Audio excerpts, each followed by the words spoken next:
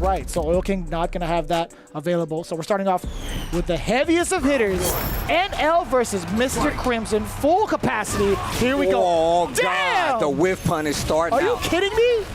My man planned that accordingly, and now Pressure. We talked about pressure in this situation, and this is looking like the NL of old. Okay. Yoga, fully unlocked. Cammy was in a full meditative state of beating that ass. He said, the mysteries of yoga, no problem. I'll solve it in a heartbeat. First off, I hope we take the time to highlight NL's game face, because damn, my man looks menacing right now. The scowl on his face while he's playing Cammy. I love it. And Mr. Crimson, just to point out, is at full strength. Definitely one of the most dominant Dawson players we've seen this season, and just in Street Fighter V as a total. This is a big matchup. Not just for Street Fighter League, but just for fighting in general. Fighting games have been on notice for quite some time, especially for Street Fighter. I feel like the last season of Street Fighter has brought off the best competition we've seen so far. Lots of gray life on the side. Just to get out. What a read NL. He had to. I mean, like, there was nothing else that Mr. Crimson could have done to stop it. I don't know what his thought was in trying to get that. Oh, no. And the extra damage, too. Spinning the bar. EX Spiral. This man is a calculated killer. This guy is on a roll. I like it. 2 rounds straight against one of the heaviest hitters in Vodafone Giants. Look, even before we got to this point, we talked about how strong UYU is as a team. Haven't really got the ball rolling 100%, but actually I guess it is, because they already got their first win ever in this season, and it can only go up. The second half of the season is looking good. NL is looking sharp early on. I can't wait to see what happens now. Oh, that's fine. That's actually perfect. You know, he missed the dive kick. Mr. Crimson went for a Yoga Flame as an anti-air, but still trying to maintain this control. Now, Mr. Crimson, you think you could press a button and you thought you could try to buffer out knees? Just wide awake, tries to slide under it, and Mr. Crimson is in trouble. Forward throw, does get an Oki, crouching medium punch. And beats the slide clean, goes to the other side. NL is on set point right now, going up against Mr. Crimson. And still build himself a little bit of meter on that. Yoga Anvil, drop it on him. Oh my God, she's bleeding. That was a good amount of health. Good damage. Push back to this corner. You pressed a button. You thought you could press a button? That little walk forward stagger is really calling out. Oh my God, yo, Mr. Crimson out of the corner. Goes for the slide. Mysteries of Yoga, no thank you. Oh wow, Air Gale with the EX. Good pressure. That Flame is still back there. And now Mr. Crimson, crouching medium kick, Yoga Flame. Oh, not ready for the anti-air back throw, and triggers on the table. Crouching heavy punch activate. The party's there and he's getting it started. God. You Yo, thought the Friday night reaction? for yoga? Nah, Friday night for partying. Here we go, dash up twice, don't get thrown. And he knew, but it happens anyway. NL, 4 rounds straight. Well, NL got his work cut out for him once again in this anchor position for Team UYU. And I know he hates being there, but in all honesty, man, what better player you have between these guys to go up there, put the weight on. NL can definitely do this, but he's got to get through Infectious first. And you still got Vega Patch with the jury. Oh boy, already off to a little bit of a rocky start. You see that early jump roundhouse. That's usually a big signifier that he tried to get a dive kick going, just slightly missing. Nice. Wow, crouching medium punch. Just to confirm it to the combo.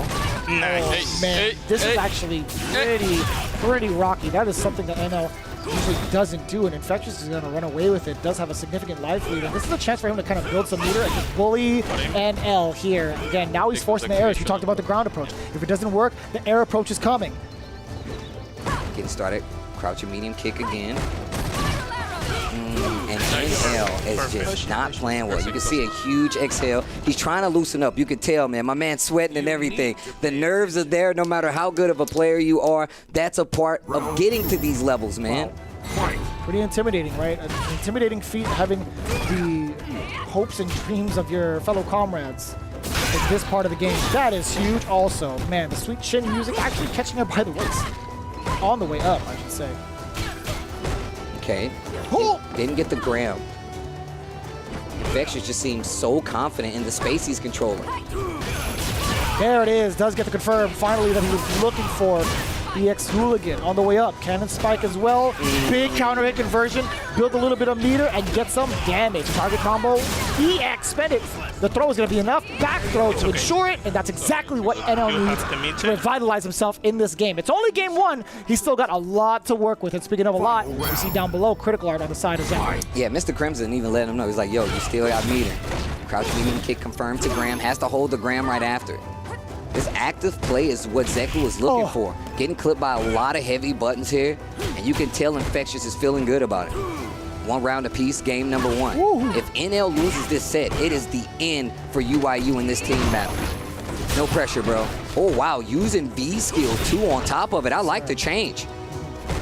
That's been his, like, I feel like that's been Cammy's in general, like, go-to. The only one that's been using V-Skill 1 is Irma has been Atori, but as it stands right now, Cammy's been using V-Skill 2 for the majority of these matches to kind of make these situations where you think low forwards are maybe... Vamos! My goodness! In that entire exchange, Infectious has been testing the wits about NL. Using that crouching medium punch, changing it between that and crouching medium kick, finally finds a confirm and goes straight into critical art. They were exchanging a lot of data. The thing is, if you give data to a robot, he's going to download you a lot faster without human error. Add it to the AI, man. Put it in the simulation. Install. I know how to fight Cammy now, no matter what. Round 1. Fight. Here we go. Jabs. Oh. Yeah, this is definitely looking like the Infectious we expect to see at any tournament event right now. Confident life lead going up against NL. NL finally finds a break, eats a back throw on wake up in this game 2 here. Training mode. I will say also, on behalf of NL, I feel like he's a little shaky too, to be honest with you. He's missed a couple of big confirms from the first game. Finding one big success after that low medium kick from the first initial trigger. V-trigger 2 on top of that, so you know the anti-air approach is what Zeku was really focused on. Oh boy! Okay, stays in the corner. Wait a minute, attack, getting annoying with it as well. There's the stun, gets a little meter off of it as well. Back throw to maximize it. That's gonna end the round with the bar. Okay. There we go, NL now finding his rhythm in game number 2. All the data he needed, but when we look at their record against each other, right, NL actually had a better half of Infectious, so maybe that's also coming into play. He's like, you know, some of the tactics I employed last time wasn't working too well. I have to find the adaptation, and it looks like it's been all counter hit city, population Infectious. My man does not stop pressing buttons. Big opportunity to get the reset, and it will kill if he gets a sequence, but NL taking a gamble with it. Needs to be really careful right now. The low forward into the CA confirm. NL is heating up. NL is heating up, and so is Oil King and the rest of the team. Man, he got 2 rounds. He called heating up. He's about to be on fire. Let's see if it pulls through. NL, big breaths right here. Big breaths right here. Oil King trying to calm down the crowd. Everything's A-okay. Round 1. Just telling the crowd, A-okay. Fight. So 1 up right now. NL definitely started waking up a little bit. Ooh. The range game from Zeku is definitely working out with the old form. I love it. Crouching medium kick, back to back to back to back. Sweet chin music, stop that. Stop touching my legs. Oh, activate. Big damage here. We saw him find that hit last time with that medium punch. Back throw, wait a minute. Nothing to swing at afterwards. Ooh, wee. Just perfect distance on the stand heavy punch from Cammy. Counter hit, real close to stun. Still pressing a button, the bravery. Gonna get the side switch. Is he gonna spend it? Follow up. Yeah, he's gonna spend it. You're damn right he's gonna spend it. Trigger. Don't forget you got V-shift, bro. Oh, he might. Oh, no, he don't need it. NL with another confirm. And my man Infectious is barely blinking. Didn't even register yet.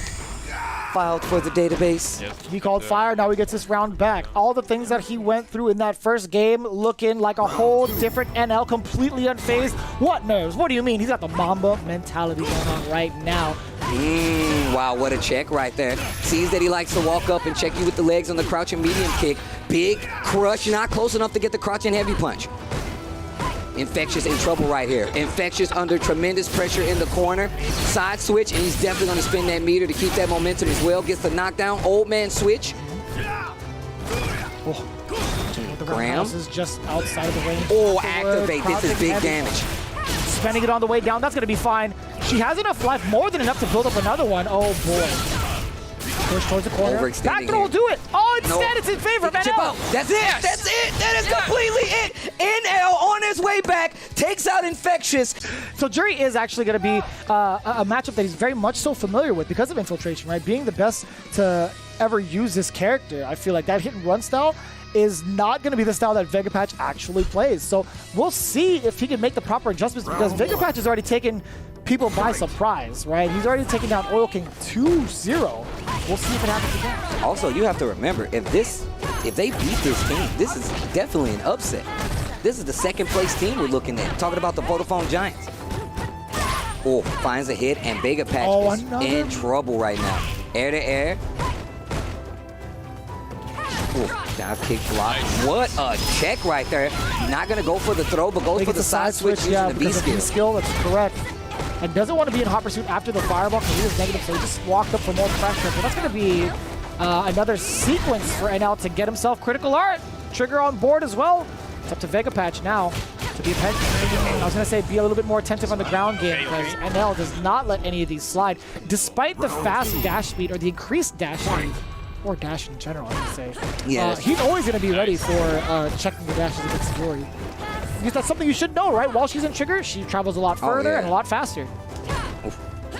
I like Vega Patch backing up right here. Tries to retaliate a little too early, gets hit by the low forward, and now is in the corner. NL pacing right now. The back and forth with the pressure against Vega Patch in the corner. The trade, and NL was still prepared. Speaking of prepared, the dive quick switch sides. There's the activation after the jab from Vega Patch. Look at the damage here. No quick tech. Oh, that's going to hurt. Full CA on the table as well. Not going to spend it. Next hit will, though. Next hit, I guarantee you, he's going to spend it. And that will be that first match going to NL. And this is looking a lot easier than that Infectious match. And it might be because Vega Patch is nerfed, man. He's not going to be able to use that Wong, as you guys can see. It's a whole different caliber of play when you're using your secondary. Some players already involved in Street Fighter League have polished and trimmed these secondaries for this event. But Vega Patch, I don't know how much experience he's had against someone like NL using a secondary, to be quite honest with you. And Oil King has been popping off since, by the way. He is ecstatic. Looking at another potential W on the board. Can Vodafone Giants get a hindrance on that momentum? Got one charge over there. That's the main game that Jury likes to play, right? You get started with those charges. It's all about utilizing those charges properly. Crosscut DP to get out of the corner with the chase. NL. Wow. There, but no, not able to continue the combo despite it actually landing. Big counter hit, miss. Okay, this is a chance. Wow. EX uppercut, get off of me. I'm out. I'm out. Okay. Yo, one Oil more King, round. pop it off. Oil King is absolutely ecstatic. Yo, one more round to get a W, another W on the board. Nice. Okay. Oh. Wow, tries to go for the throw. Throw bait.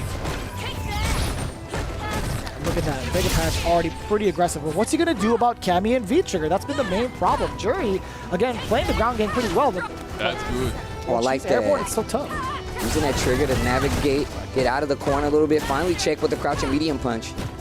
Standing heavy punch gets the hits, and at the last possible second, cashes out that V meter and gets good damage and keeps the corner. Vega Patch is in trouble and on the verge of stun, and that's going to be that, a little meter on top of it. Yeah, is it in the corner? He still manages to get the full combo. I'm just gonna play ult this match. I don't know what he said. I'm just going to play ult. I can't remember. I can't hear what he said, but sounds like a plan. I was thinking about Kyle just going nice the whole time. So this is going to be very important, right? Men RD, I mean, of course it's very important, right? This is the second runaround in the round robin. No opener off the low medium kick. Wasn't confident in it. Punish. Ooh, crouch short. You hear Big Bird say punish in the end there. Too sharp of an angle. That's going to be huge from an RD. Does get Oki after that. Big counter hit. Gets another set of Oki right there. He gets one to match the other one off the uppercut. Check the shoes. And that's going to be the stun. Check the shoes. A lot of damage. Check the stun. Big damage and EX on top of it. So going to cash all out right here. The throw's going to be more than enough. The tech is there from Zeku. But still, they both cast at the same time. Men RD gets the better of that exchange. Already getting first blood in game one. Let's go. Bro, I can see Phenom in the background actually getting hyped.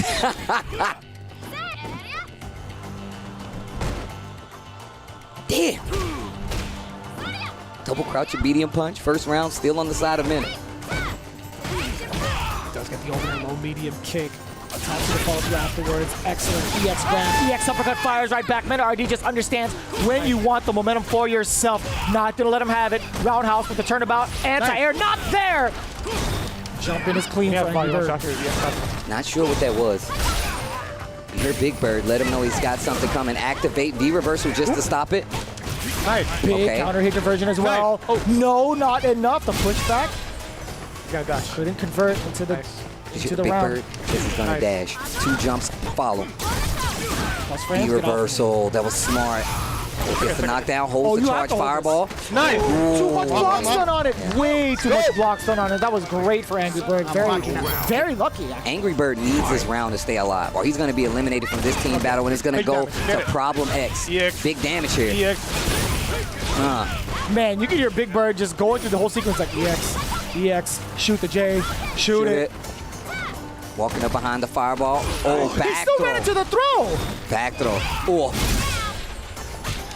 Catches the dash. EX fireball. Excuse me, that powered up fireball. Wake up, dragon punch. Oh no! Bad jump, and that's going to be the match. 1 game apiece here. 1 game apiece here. Minna needs this match if he's trying to get to Problem X. I thought that was just 1 straight. Oh wow, that was the first game. Excuse me.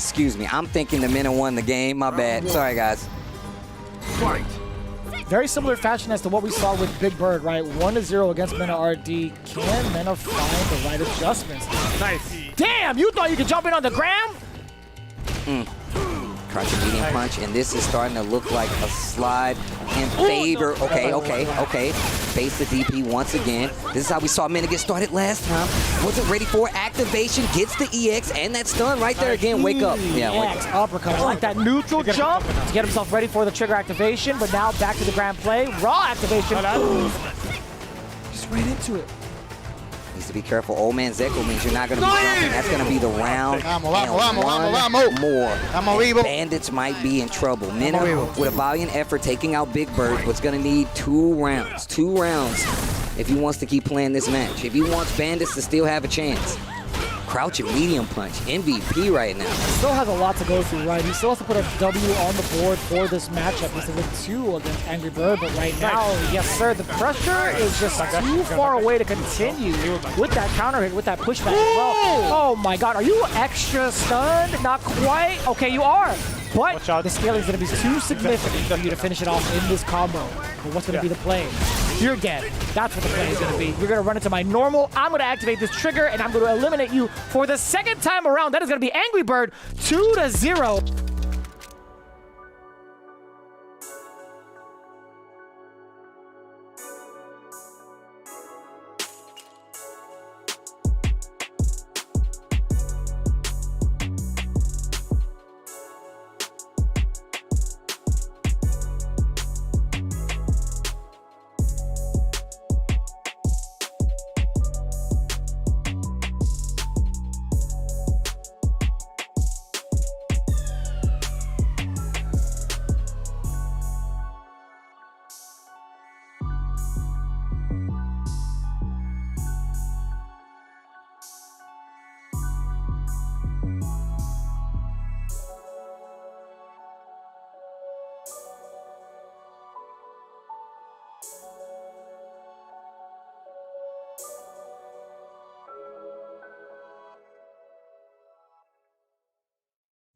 Last week on Street Fighter League, we saw Team UYU face off with heavy favorite, the Vodafone Giants. Team UYU's NL was finally able to play the Cammy completely unleashed, and we saw his latent abilities as he got the very important 3-0 OCV over Team Vodafone Giants. But that's not all. We also saw Team Bandits. They tried to repeat the same thing, but it wasn't easy with them going up against the defending champions, Team Nasser. It was not pretty. And coming up next, we have Team Nasser going up against Team UYU. We'll see, can UYU keep that fire burning and yet again topple a Titan? And of course, we also have Team Panda in an extremely important match going up against the Vodafone Giants. Both of these teams are 3-3 and were some of the favorites coming in. This is an extremely important match as far as them trying to make it to the playoffs. Guys, this is going to be an amazing show, and it all goes down right now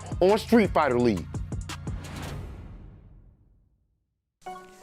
Thank you for joining us for another amazing week of Street Fighter League Season 4. And once again, I have checked all my emails. I've been waiting for messages, checked the FedEx. I have not got my delivery of Better Street Fighter because it's right here. My name is Tasty Steve, joined by none other than my brother from another mother, Vicious. How are you doing today, sir? I will admit I am the one that signed off on some of the Better Street Fighter, but I have a couple more packets for you because we're only in week number 10. We still have plenty more weeks to go through, as well as going through some of these new teams that are coming in for Season 4, right? We had UYU, we had Nasser, the current reigning champs from Season 3, but all of the other teams right now are grasping for them straws to make sure they get in the top 4, right? Let's talk about the newer teams in the building. We have Bandits, which is essentially Team DR. We have the Vodafone Giants. We have Team Nordavind. And of course, we have the revamped Team Panda coming in. So Team Panda coming in as well, who we're actually going to get a chance to see a little earlier.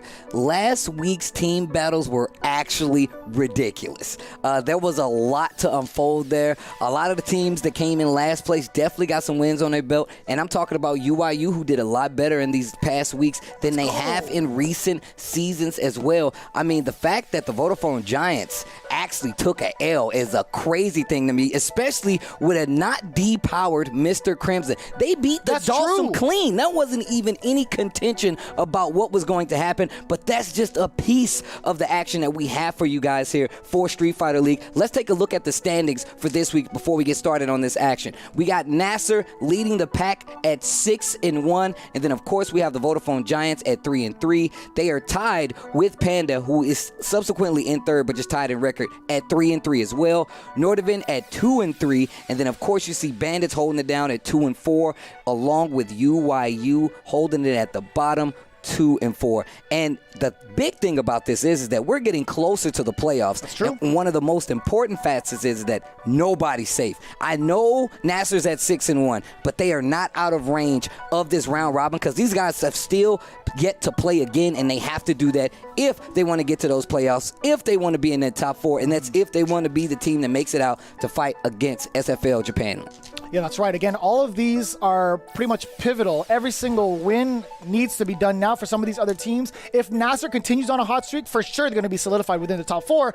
But the fact that they're 6-1 and there's still at least 5 more weeks of regular season play, they could be knocked down under, depending on how good the other teams do. So again, it's pretty hotly contested. Just to remind you, it's been so difficult to figure out who to ban for the second round robin, but the team format has become better, all right? Everybody's been thinking about what they did in their first round robin. They're like, all right, well, I understand what's going to happen. If this person is banned, I know where they're going to put them afterwards, and I'm going to make sure I align our biggest strength to take care of that problem. And it's been happening these last couple of weeks. That's definitely true, but what is on the line here? We have $75,000 on the line, as well as the opportunity to play whatever team makes it out of SFL Japan. And in all honesty, just to get there is not going to be easy. 2, the battle's not going to be easy. And 3, if you guys aren't checking out SFL Japan, I guarantee you, you're missing out. It's a different world. The Street Fighter is just as good, and I promise you, you're going to want to keep tabs on what they're doing over there because that final is going to be amazing.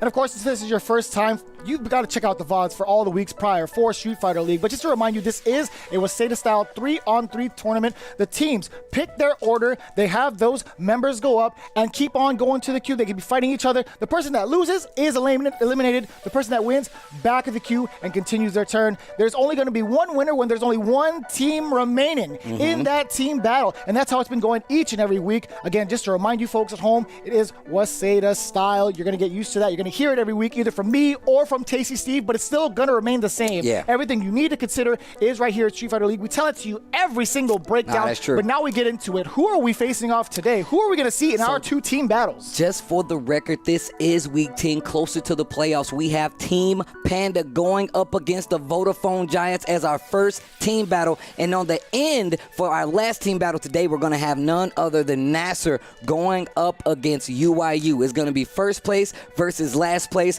but we've seen some upsets before. There's no way it's going to let us down. You know they want to get these battles, but I am not upset about Astro holding down Street Fighter League Season 4. They have done an amazing job. They've hooked up every player here, as well as me personally, with the A40 headset. They have swappable boom mics. They have custom speaker tags as well. And on top of that, they just give you the best sound quality that you can ask for in any headset. So shout outs to Astro for holding down Street Fighter League Season 4 and being the official headset and mix-up. You can check it out for yourself with the Twitch panel down below. Again, A40 headset. It's the headset and mix amp of Street Fighter League. And speaking of, we're going to get into our first team battle. It's going to be Panda versus Vodafone Giants. You don't want to miss it because after this break, it's going to get explosive. And we'll see you there.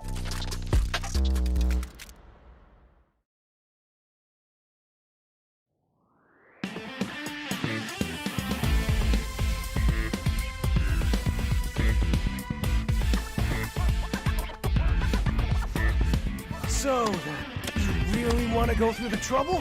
Fine.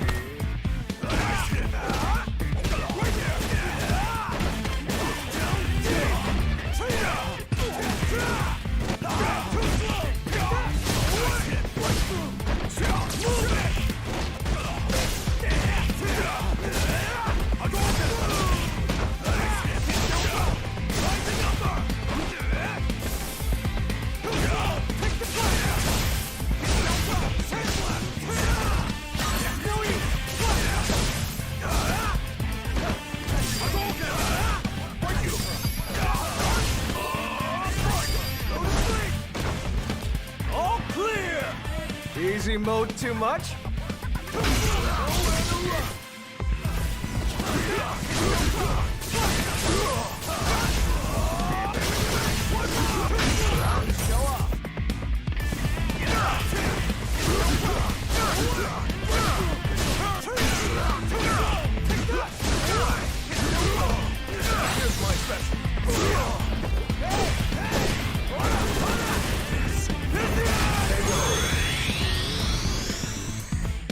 Sucks to be you. I'm always ready for a fight.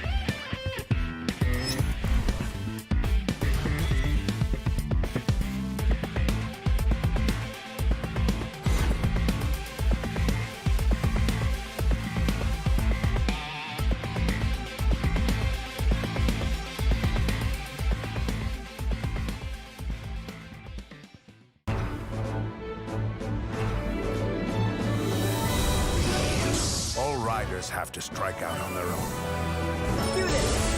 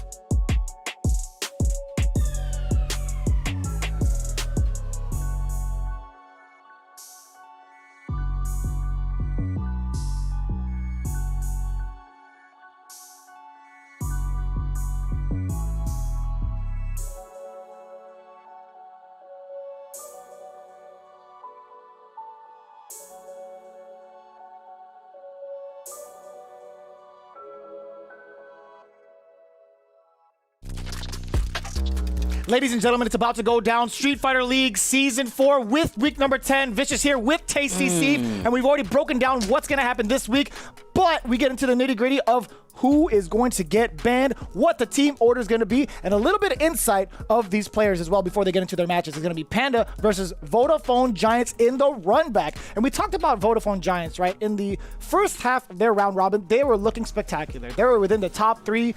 I feel like every single week they've had such huge success being the new kids on the block against some of the well-seasoned teams. And it was pretty close for a lot of their matches. But this is the second half of the season, right? This time they're going for the Dawson ban to make sure that they can take out one of the heavy hitters. Putting Justin up first versus Mr. Crimson, a depowered Mr. Crimson, is a good spot to be in, right? Justin doesn't really have a character of expertise that he's been playing, mostly Rose. However, you're going to have you're going to have a full-powered backup of your team, right? You're going to have Punk. You're going to have Nephew. So they're going to be able to play.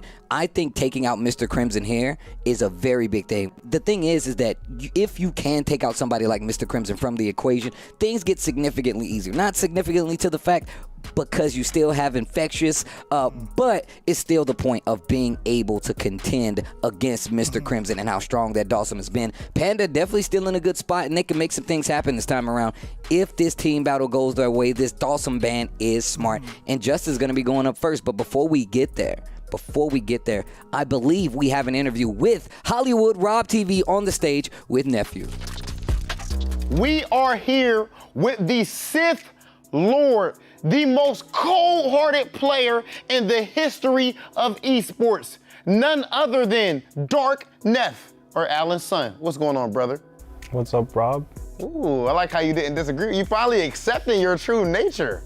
I like that. Dark Neff, I can't escape it anymore. Yeah, that's facts. And your opponents, they can't escape when you get into that zone, when you get into that mode. And so far, we've actually seen a few people banning the Colleen and everything, right? Are you even going to be able to play Colleen from this point? Or has they banned Colleen every time? Or I'm going to be able to play Colleen, I think, twice. I think against Bandits, they banned Colleen. I had to play Rose. Okay.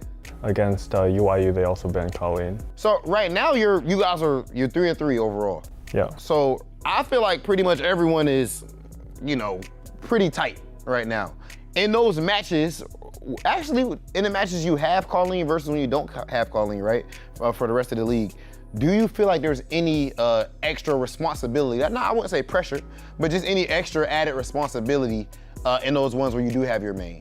I think I do feel some extra responsibility when I do have Colleen, because I think our team is stronger when I have Colleen. I don't think Punk is that weakened by not having Karen. Yeah. But, something that's interesting to me, bro, is that as a team overall, I don't want to say that you guys aren't used to adversity, because we've seen you guys battle back from some wild stuff even last season. Even big OCBs and all that, clutching things out. As far as records are concerned, you guys won through winner's side of the playoffs last year. There wasn't single elimination. Whereas it was you and Team All In, Adon's team. Whereas this time, you guys are like more in the middle of the pack. Now you guys have adversity. How different is this to you to be in a position like this? I think for our team, it's not the record.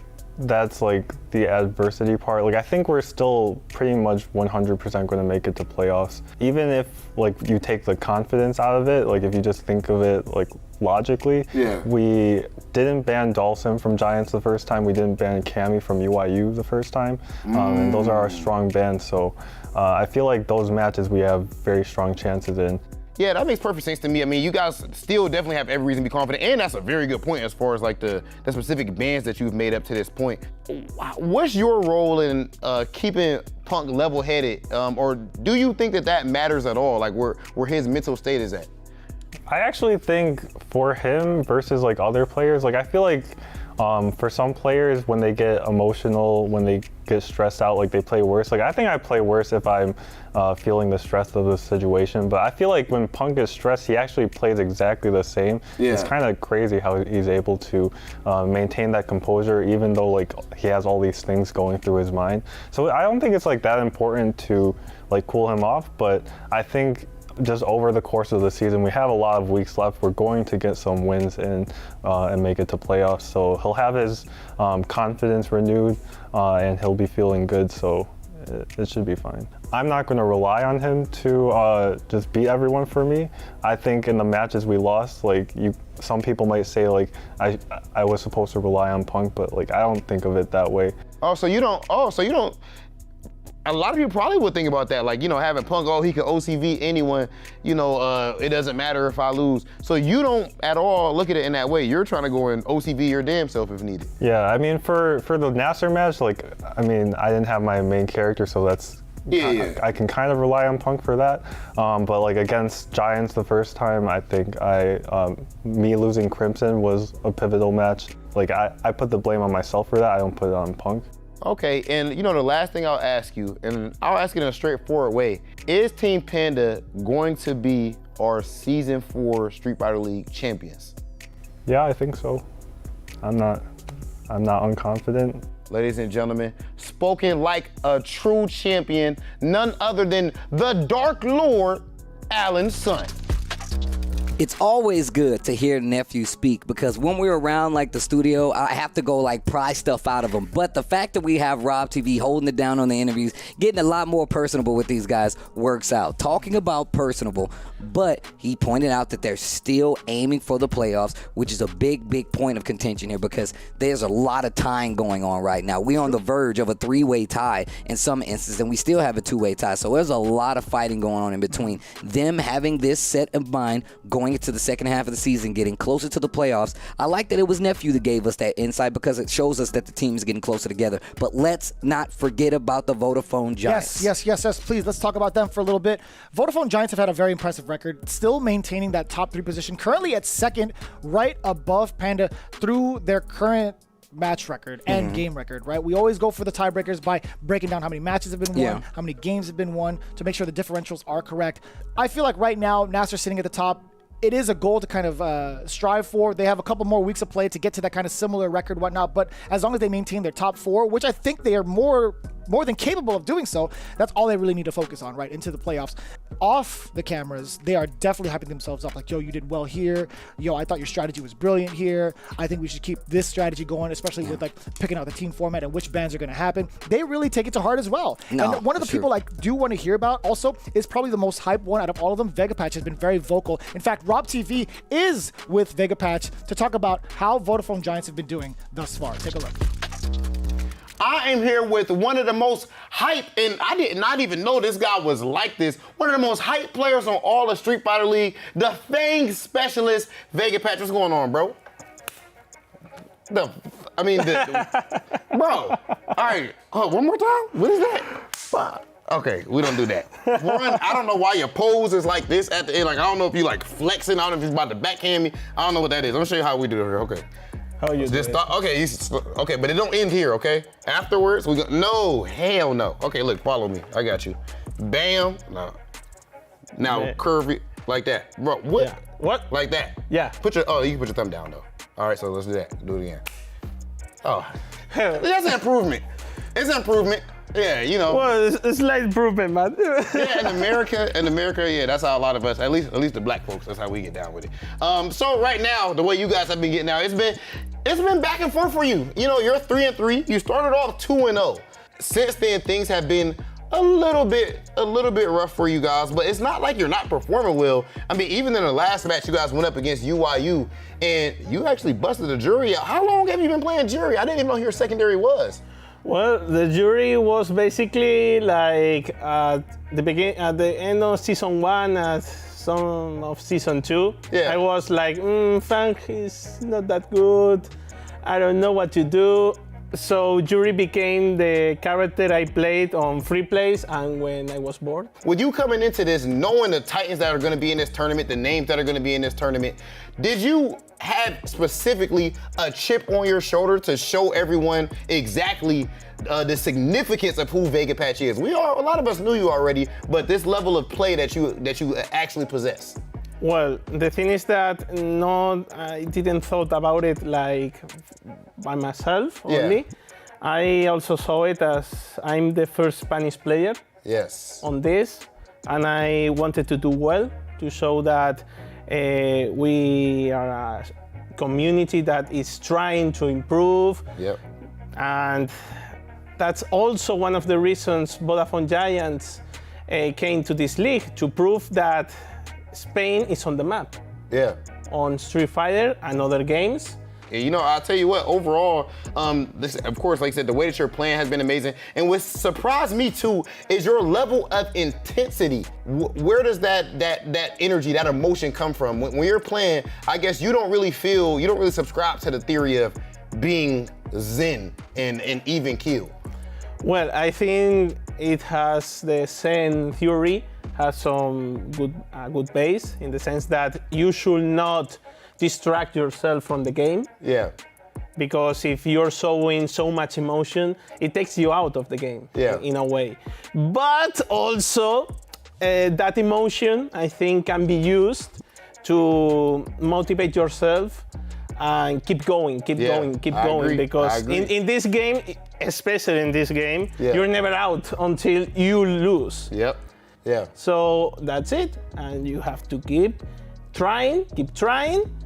And that emotion is what motivates it. If not, we will be robots. Well, you know, I'm glad you just said that. If not, we'd be robots. Yes, facts. And you know, you actually have the king of robots on your team, that being Infectious. And right now, he needs you to be bringing the type of energy that you bring to the team, as right now you guys are actually at 3-3, right in the middle of the pack. I guess everyone is kind of in the middle of the pack outside of Nasser. Nasser is the only team. Literally every other team is just right there. Right now, how are you feeling about your chances with the matches you guys have left?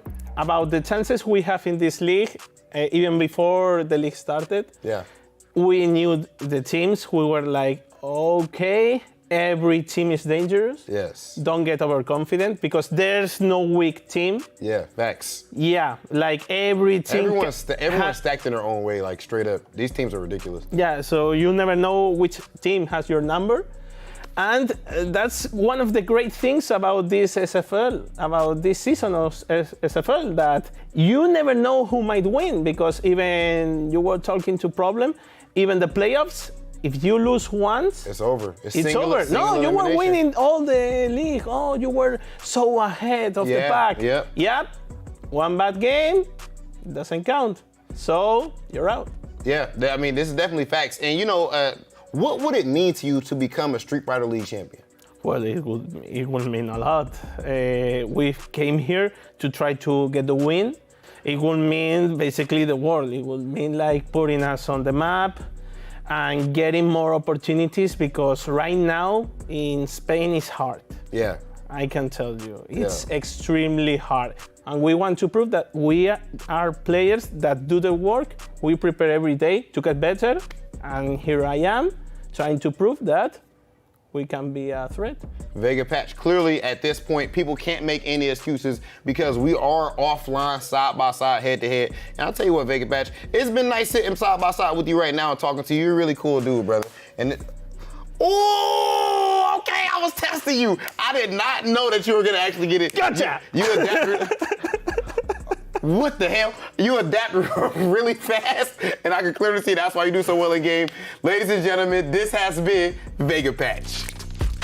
Nothing really out of the ordinary when it comes to Vodafone Giants, right? They have their eyes on the prize, keeping their mission in sight. One of the things that I am questionable about is their ban pick from their last interaction with Team Panda. They decided to ban Cammy and not actually utilize their bans appropriately, which brings me to my next question. Why did they decide to ban Poison this time around? I know you talked about them kind of thinking about like, all right, well, maybe to aim at Justin, but like, why wouldn't you go for the Karen then? Because you would also get 2-in-1. You would get Punk and Justin Wong, considering how Justin's been playing Karen. Okay, so the only reason I said that was because I think it was just a pride thing. They weren't really aiming for anybody specifically. Clearly not. Personally, Clearly they weren't aiming for, But I think it's more, and even the Poison ban, right? Maybe they thought Punk would possibly play Poison, but I honestly think this is something of the same strength. This is something like, yo, give us your best, is what they're saying. And I can see this being a thing. Mr. Crimson and Punk, they definitely do have a little mini rivalry going, and it's all in good sense of rivalry. But the fact that these guys are playing each other, maybe they want to go in and give each other 100% just to see if they can do it. But here we go. First match of week 10, the team battle between Justin Wong and Mr. Crimson happens now. It's going to be Rose versus G, and the G from Mr. Crimson is nothing to sneeze at. You really got to be careful fighting him. But Justin's really been getting into his own, especially while playing this Rose and even going back and forth between this Karen.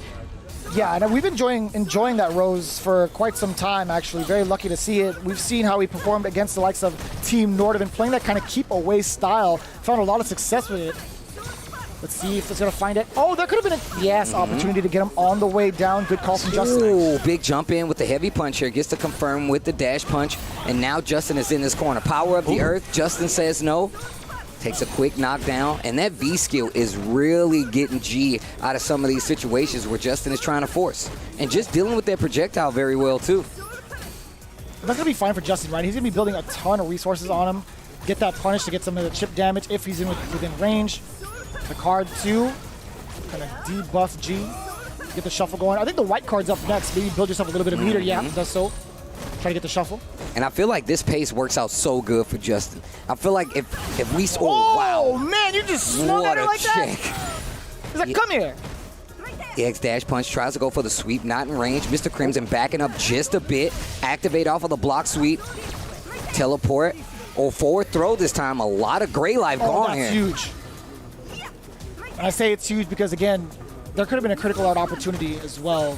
Building at the very last second, maybe like a spiral. Oh, punish. Could have had something bigger using the rest of that V trigger to get out, but now G has trigger raw activation. You got to be careful to jump back. Justin just making the chase happen, my God. And this is not quick dead. Rise. Do not quick rise. Don't get grabbed either.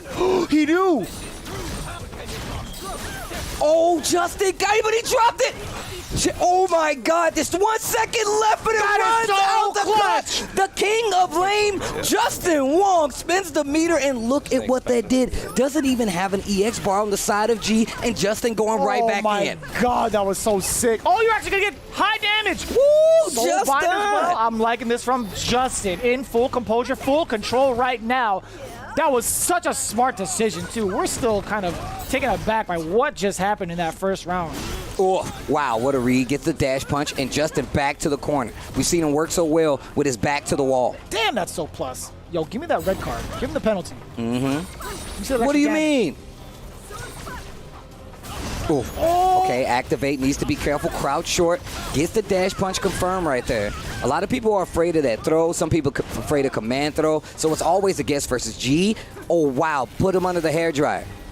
Oh, but it was a back throw. Trigger activation now. Get the side switch, forcing the block against Mr. Crimson. Checking the lows, but no go. Justin Wong is jumping out of there. Crimson is still trying to chase him down. No more trigger left. It's going to be a lot harder now, but he does have 2 bars. He could do something pretty risky if he survives, which he won't. CA put a scarf on him. It's getting cold outside. Hit him with the beam and send him home. First game is going to be Justin Wizzy. No real skill. It's Wizzy. It's Wizzy. I think he's just used to people chasing him.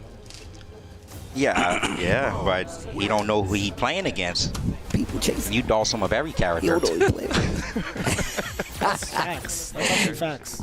Remember, all the regular dash punches, you can jab them. Besides the low one, you can medium punch always, like EX or non-EX. But the upper one, the light one, you can jab spiral. EX, I could do medium punch as well. Yeah, all the EXs, yeah. Justin getting a G refresher right now. And he's up a game right now versus Mr. Crimson. A G we saw earlier and just... Oh, he absorbed twice. Oh, wow. Yeah. That was actually crazy. How did he absorb both? If the card gets absorbed with the V skill, the effects do not proc. Ah, okay. I definitely didn't know that. Okay, this round looking a little better for Mr. Crimson. That standing heavy punch.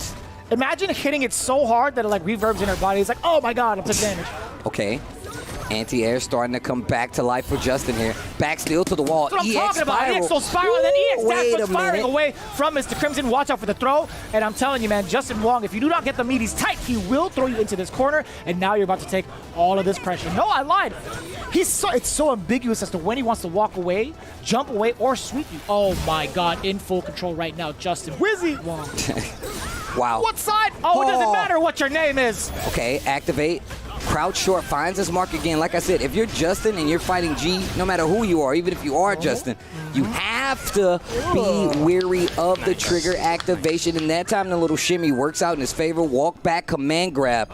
That was unnecessary. You already got the hit, Crouch. crouch jab counter hit, you could have, converted whatever you wanted to. But no, he was making a statement. That command grab from that far, he's like, I'm letting you know. You want the mental damage. Uh-oh, wait a minute. Speaking of command grabs. The roundhouse end is so good. It's so good, man. Now he understands. Justin Wong is willing to sit there. You better make it meaty with a command grab. Let's see if he can do it again. Yeah, he's at level 3 right now, so he's going to be able to get some really good connections here. But don't count out Justin just yet. Trigger on the table, but he is at level 3. Maximum presidency, more out of the corner. Oh boy. Sets the mind, jumps out, makes him hold it, teleports back to the other side. Justin, disgusting. Not out of this yet. No trigger on the side of G. Tries to go for the absorb 2 times there. He actually had the punish ready. Justin almost had to confirm it. Oh, it's going to hit on top. Yes, sir. Just a regular dash punch to anti-air. Very good call from Mr. Crimson. Thing absorb a fireball, just grab, the air grab. Just air grab every time because you can come down with a button, but if you do it twice in the air, when he don't absorb anything from like he did it twice there, you can just punish him on landing. If you don't absorb anything, he can't do anything button. Okay.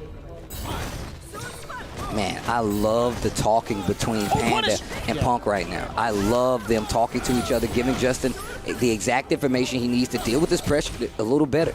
Justin taking that into account, dashed up and hit a button in that absorb there. Yeah, it was a little awkward too. He absorbed the soul punish, and I guess the option that Punk was telling Justin about was the soul bind, but still being able to press a button, that's better than nothing, right? Getting damage on the table is fine. Man, but this is tough, right? Presidentiality level gets the full command grab and the damage off of the wheel kick. Ground. Okay, excuse me. One, yeah. Excuse me. Let me fix myself. Justin Tex. Oh, wow. Ready with the V-shift, V-skill this time. Excuse me. Nice. Just the raw sweep. I think he did that to Chase, and that's the only reason Justin probably got hit. Or maybe Justin was just standing there. That was a soul spiral, wasn't that? If I'm not mistaken. Yeah, it was. Yeah? I think so, yeah. Pretty sure it was. I'm like, my eyes don't deceive me, right? I was like, wait, that was a punish. Nice. Oh, speaking of soul punish, yo, get that out of here. The dash punch in reaction by Mr. Crimson. Seeing the soul punish out there, he's not going to give that up for free. That space, another big punish on the soul spiral. Mr. Crimson starting to get back control of this, and definitely with Justin's back to the wall, getting closer and closer with these crouching medium punches. We saw that second game and this first round of the third game. Command grabs aplenty. And it all started with that presidentiality level. Gets to level 3 and really likes to go crazy. There's the activation there from Justin Wong, the sweep into it, very standard. He's looking for a mix-up, but Mr. Crimson's not going to give it to him, absorbing a lot of the soul sparks that come his way with the V-skill, building a little bit of V-gauge himself, and still playing this game. Yeah, presidentiality level's there, but he wasn't ready for the mix-up. It's always going to be the same. Oh, big damage from Justin. V-shift to get out of there. Justin doesn't take the bait and just walks out and get a little space. This round, second round, third game, looking a lot better. Not after that dash up EX jab, and trigger is on the table for G. Justin takes the throw, activation after the dash, grab, and goes straight for the command throw. He's not dead, though. You okay? Oh, yeah, he actually might be dead. He's dead. He's dead. He's dead. I lied. Man, Justin is getting a lot better with that rolls. The G still just as strong, though. It's going to be 2-1 in favor of Mr. Crimson in that first set. But Justin looking sharp with the rolls. A couple of instances there where you saw some really good play. And if you look at what Nephew was doing a couple of weeks ago with that rolls, you could see a lot of the possibilities there. But these guys' play styles differ a lot, right? Yeah, Nephew and Justin, they play completely different. And just what they apply for is going to be different because Justin likes to play back a little more, and you can see the Nephew can play very reactionary in a lot of these instances. He'll play the footsie games right? a little bit He'll more, definitely right? play He'll use that something like the game. roundhouse a lot more, whether it's true. forward or backwards, right? Kind of throw out these normals to give himself that presence in the neutral. He does that way more often than Justin Wong does. His presence in the neutral is pretty much further out. Yeah. He's making those long distance calls all the time. He's telling you he misses you, but he really don't, right? He's already on the other side chick. But it's going to be pretty interesting to see how Nephew gets himself ready. Satsui no Nephew against Vega Patch. So Vega Patch, not the aim of the band here, right? And nobody likes fighting Fong. Nobody likes fighting Fong. So this is really going to be interesting. Everybody just like, yo, he's better than you. Just try to random him out. That's your greatest strength. Something along the lines of that. I wonder what kind of experience Nephew has versus a super powerful Fong. Like, one of the reasons we talk about people not they don't like fighting this character is because how much experience you need to do well against the character, right? He's definitely got more. No, that's true. That's definitely true. But here we go. Nephew going up against Vega Patch. See how this plays out. I feel like there's a good abundance, or not a good abundance, what am I saying? A decent amount of Fong players. Few, but yeah, a decent amount. No, shout out to FGC Jesus as well, man. Another Fong player in the U.S. Ooh, gets the crush. FGC Nice backdash. Oh, yeah, man. Ooh, wow, catches the prone stance with that one. Gets the hit, life lead in favor of Nephew here. Wow. I'm thinking to myself, how many times has he played off against Mono PR too? Oh, wow, what a block. Goodness. Out of the corner, that's great. Vega Patch still has the wheel bender. That was sick. That was cheap. That was actually nasty. That stayed there forever. Vanity step, EX back just to get out of there, Nephew. Need a little space. Trigger 2, active for Fong. Nice. No trigger at all. No trigger at all for Colleen. Okay, gets the forward throw. Gonna need quite a few hits, and that trigger is still active. What a chase. Plus frames afterwards, still trying to chase him down. Movement option was there for Nephew on defense. Only took a little bit of damage, but can't take a lot more of those. Can't take any more of those, really. Yeah, he had to be really careful. That could have been dangerous if he had admitted to something big. Jumped out, though, if I'm not mistaken, so... Oh, I want to stop. Yeah, he definitely can't take any sort of hits. Plus frames as well. He might be within range for an instant overhead if he does the coward crouch a little bit. Manage to get the coward crouch again. Maybe. To the follow-up. Oh, that's within range too. Oh my God, he's still pressing buttons. 15 seconds left on the clock. Almost got the hit there with the hailstorm. 10 seconds left on the clock, and this is looking like a lame game. Oh, that was a perfect time to set up the wheel bender too. Gets the throw. 1, not enough. Nice. Wow. Oh, wow. The throw wasn't enough. The timeout win for Vega Patch in his first round. And Nephew seems like he has an idea, but it is so hard for him to get in. Okay, gets the EX Parabellum confirmed. Got to get the Oki here. And a good corner push. Back tech and back throw.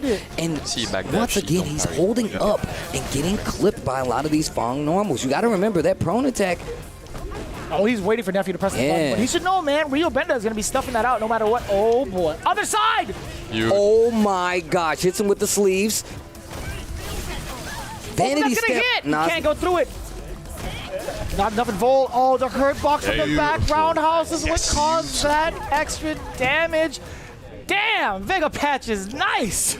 That font, well, like I said, regardless of who it is, nobody likes to fight Fong. And Vega Patch is at a different level with this character. We don't get to see him often, but just the fact that we have one here in Street Fighter League, one of the lesser played characters, at this strength really does change the game.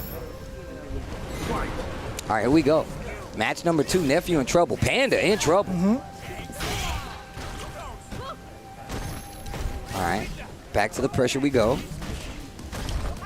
Plus frames again, checking the movement. You saw Nephew take that option, only taking very little damage from the crouching short. Go back to neutral, exactly. And you hear Infectious. I couldn't hear if it was Infectious or Mr. Crimson, but they're saying go back. I think it was Mr. Crimson. Go back to neutral. You served on purpose. Go back to neutral. Return to base. Oh, same side. Trying to make Vega Patch do something here, but choosing a defensive route when it comes to this V-trigger, and I like that. And I feel like that's one of the things you really have to do in this game. Oh, wow, and just getting hit a lot by this prone stance, and that poison is just adding up. Nice. See, you throw and you control the neutral, perfect. But if the kicks come out, I might be in trouble. I might be in trouble just a little bit. Do you see the amount of control right now coming in from Vega Patch? It's like night and day. When it came to their first encounter, obviously Fong wasn't on the table. But once Vega Patch is fully unleashed, it really is night and day. Take throw. This is set point here for Vega Patch. I like that backdash, but still gets thrown into the corner. Vanity step out of there. EX Hailstorm tries to get the throw. That's the second time he's tried to chase down the anti-air option, but it's been Flappy Bird every single time out. Like a leaf in the wind, bro. What was that? Fong, is that you? Don't press, it's all right. And just this lane game really does help out Fong, especially when the poison is there, because this is going to add up. Yeah, which he hasn't been able to let loose, right? Because you can tell Nephew's just looking for any sort of activation from like Panda, Q, V-Skill. Beautiful. Wow. I don't know what he's going to do about it, honestly. He doesn't have any resources to traverse past it. Activate trigger 2. This is not looking good. Right. Forward, back throw, excuse me. Trigger still on the table. Looks for the EX. There's another forward throw. Nephew needs every sequence here to work out in his favor. Trigger is still there. There's the space. And this is going to be tough to get back in now. Oh, that actually hits, and that actually hurts. Oh, my Lord.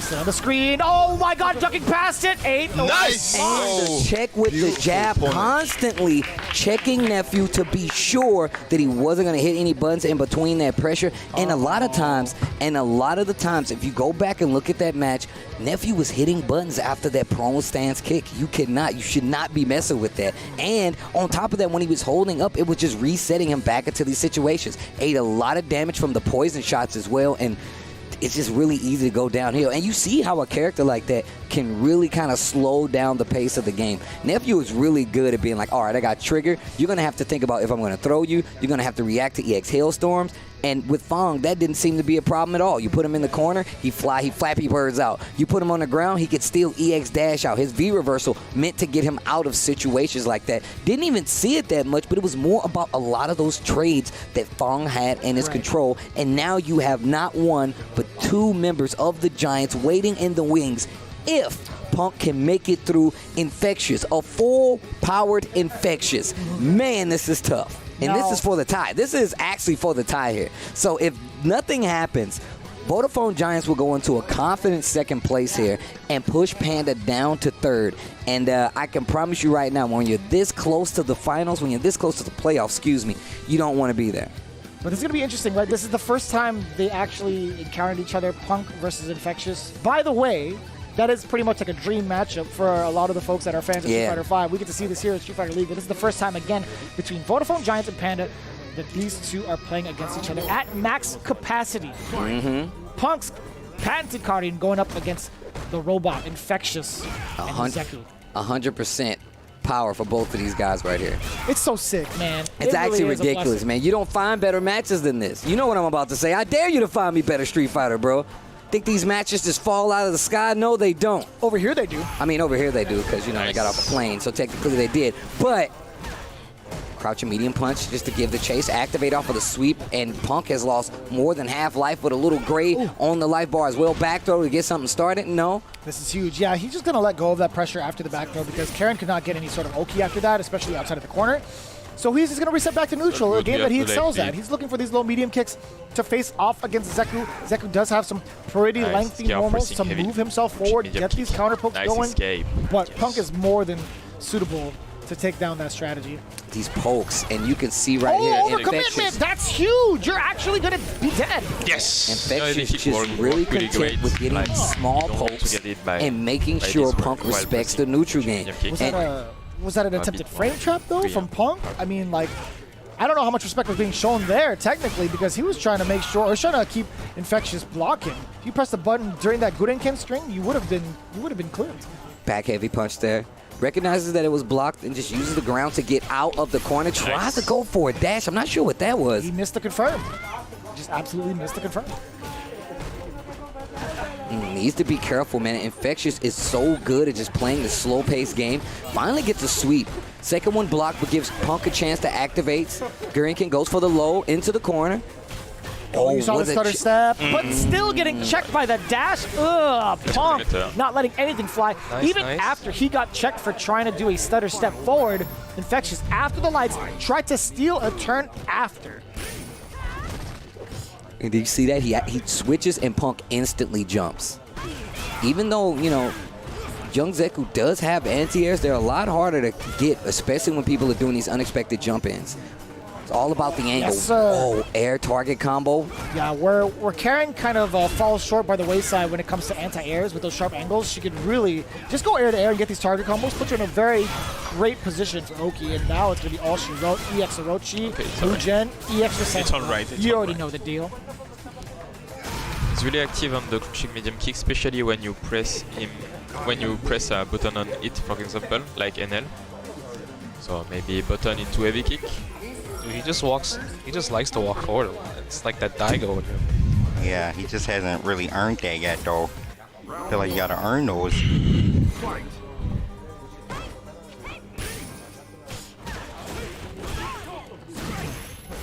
Okay, it's the palm, knockdown. It's going right into it. You see Infectious kind of going into the young Zeku mode a lot more often than not, which is kind of interesting because majority of the matches he's played, he's settled for old Zeku. Nice. This is the first time we've seen Finally. him actually take it down to a brawl fest, if you will, just like a pure fist fight.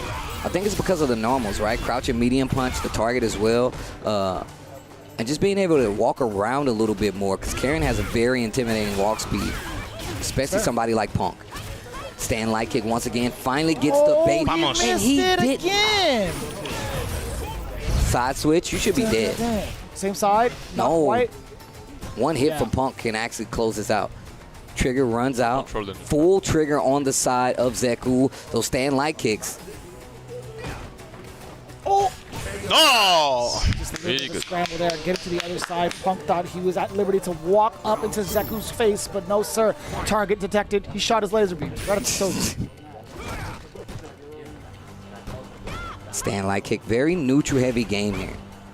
And you can see Infectious trying to get to this range and where Punk doesn't have any influence, but Punk instantly knows. He's got a tape measure out, a digital tape measure out to understand the spacing for all of his moves and all of his strings. Another round. Let me get some meter on top of it. Spend it. No, just goes for the meter instead. What is he doing? It's fine. He's got so much life left ahead of him. But Zeku deals damage like a truck. I was about to say, I don't like to do that. A bit more standing medium kick, maybe buffer, punching medium punch if you are young. Yeah. Mr. Cranston telling him to go on for more of that stand I medium thought kick that you played and with instantly goes to young Zeku. So I'm really feeling like this is a matchup situation here. Makes sense. What old Zeku can't do in the neutral, I guess, is contest these normals, but he does have Graham. Yeah. He has Graham, but you have to remember the commitment for it, right? If you're doing a ground Graham and you jump, you're getting hit, right? Yeah, you treat it like a fireball, essentially. Oh, that's Got him. huge. Oh, the counter hit damage is going to be ridiculous with the amount of bar that he has. Oh, boy. Just for the game. Look at that. She's bleeding, and the stun is coming. Oh, wow. The back throw gets the stun. Big damage on the table. Trigger as well. Spend it. Gonna be dead wow. yet. Two Yes. combos. Vamos. Two Beautiful. combos, Great bro. bait. Big counter hit damage 1-1. to Zeku. You said this before we even got to the match. Plus crunching medium kick costs you a lot of health. So much damage. Golly. I went to back those stun. That's what? I got so lucky I dropped the combo. All right. Let's play your game. Let's play your game. Absolutely right. Punk acknowledging his mistakes there, dropping a very critical combo in the corner, allowing all that momentum towards Zeku. Exactly what you don't want to do in any circumstance, really. But just the fact that it's Knockdown. Zeku, it's so much worse. Oh. Yo, Justin telling Punk to just play his game and working on a stun right now with a full light bar. Stand medium kick stun still there, not blocking the dome. Computers don't have hit. That's why they don't have a hit, so that's why he got hit by that overhead like that, bro. He don't even know what that is. Overhead does not compute. Got hit. Head does just not compute. Nothing goes over me. Now you gotta say it in the Infectious voice. You gotta say. Nothing goes over me.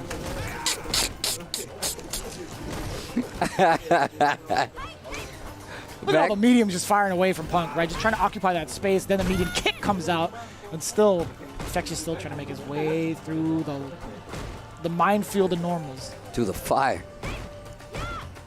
Oh, standing heavy kick. Moves him forward a little bit as well. Nice. Crouching medium kick. You see the pace slowing down a bit more in Zeku's favor. Infectious going back into this range. Double standing roundhouse. Gets the hit into target shoulder. And the switch, man, keep the damage though. I'm telling you, Steve, he's got one more of those bad boys in him too with the trigger. Oh, boy. Speaking of, uh-oh. Vamos! Oh, wow, and Punk was in trouble. The situation came where he got the trigger, had the opportunity, just scuffles it a little bit, and Zeku takes the round. This is set point for Team Vodafone Giants. After that activation, what was that sweep though? That's what I want to know. I'm not sure. I'm not sure. May have just been nerves. Back throw from young Zeku, V reversal in the corner. Early V reversal means it's going to push back the activation of a trigger, give a little more neutral space to play. And I feel like this really helps out Infectious and this young Zeku. Looking for something big there. That crouch jab. Dang, how many of these is gonna block? I mean, yo, it's a lot of gray life up there. You need to be careful. Oh, my. Oh, and that's exactly what I was talking Oh, about. the counter hit, but he didn't convert into it. That would have been huge. That would have been a great momentum. Vamos, vamos. Here comes And trigger. Infectious. Oh, wow. Oh, back throw. Stun is there. Gets the go. Gets the hit. You gotta spin. Oh, no. You were supposed to do super. What do you do? No. He definitely would have got it. No! He still got it. Oh, Almost. I'm gonna tell you right Well now. played. Go check the tape. When Punk asks you what clutch is, You can just put his picture in the dictionary, bro. Just put his picture in the dictionary, bro. My heart is beating so Well fast. played. Oh my I was so God. scared. He gave effect. Even Justin was like, I was so scared. I was scared. I ain't Well even played, playing the well damn game. I was like, bro, why did you do CA? He was like, because I didn't need it, Steve. I didn't think it was going to get. I ain't. Wow. That was the first match. He's Please got don't two fall more. over, Steve. I got you. It's going to be fine. Don't fall over. Bring me back. Bring me back. Why? That was the first match. If Panda wants to win this team battle, they have to take out a full power Vega Patch right now. Mr. Crimson's up next, though. But listen, guys. Shh. Everybody, please let me finish. Please let me finish. Hurry up, He Steve. has a lot of G experience. That's all I'm saying. Thanks for letting me finish, guys. Punk has a lot of G experience. I wonder from who? Smuggles. You don't say. Duff, the mayor of Duff City, also paid us a little visit here for Street Fighter League. Yes, sir. But here we go. This is another stepping stone that Punk needs to overcome. Oh, slightly misstepped on the execution for the Just Frame Tenko. But I will say, one of the things that will have to happen here, I will give the advantage to, say, the fact that Punk has a lot of experience. However, you can't take out the mental aspect of the fact that these guys have played each other before, they've beat each other before, and this win is important. You see there the fireball game right in the corner, just keeping Punk contained as much as possible. And there's a sweep activation into trigger. Backing away, V-shifts first, and backdashes just to reset into neutral. It's going to be pretty imperative. Pretty imperative for Mr. Crimson to maintain the momentum. But you can't throw a fireball for free as long as Karen has meter. We've seen that done before. Sticks the jab out there just to make sure Karen's not coming back in with the rest of that V trigger. Oh, wow, tries to scout the jump and needs to be really careful. Gets the EX dash punch, not dead, but the situation. Oh, wow, uses the V shift. Crouch and medium punch hits, but the jump in finds its mark. Lots of meter for Punk, though. Forward throw. Yeah. Clean hit combo right here. Stand medium kick. Punk getting a little too anxious right there. That stand medium kick is one of the best tools G has, in my personal opinion. Gives you good activation, gets you close enough, and they have to respect it. True. Very, very true. And you knew when Mr. Crimson got thrown, he was so relieved to take that. He's like, man, oh my God! The stand light kick buffer. Oh, and the medium punch as well. This is not looking good. Mr. Crimson working on a full bar and gets the stun that you're actually dead. And full resources at that? Perfect. Damn! Ooh, you heard Vega Patch hit it with the perfect. Yeah, just gotta avoid it. I just think you should just, when on his defense, just commit to just one thing. Urian's at the top. He's chilling. This is his nightclub. His underground fight club, I should say. Right, with a bear in it. I don't know how these people are so calm. I wonder if there's any lore behind that bear. Is that the same bear that Zangief SPD'd on? I don't know. That's where he found out how to do, like, the spinning pile driver? That's the same bear? Oh, my God. I'm just saying, man. You knocked him on his head so much and he thinks he's a person? That's crazy. He's got a scar on his face. He's walking around this bar. Oh, he's grabbing a gun. Bear, no! It's not that kind of street fight, Bear. Nice. Oh, the crouching jabs. No, he's security. He's security bear. Oh, security bear? Forward throw. Oh. G is made for these kind of comebacks. Don't get scooped. You cannot get scooped. Dash up twice, and you saw the startup of something. Jabs firing away. Rapid fire. Punk. Oh, my God! You're going to let him walk up to you in your house? He's not even taking shoes off. He's not taking them off. He's putting dirt everywhere on your name, on your family's crest, the whole thing. Oh my God!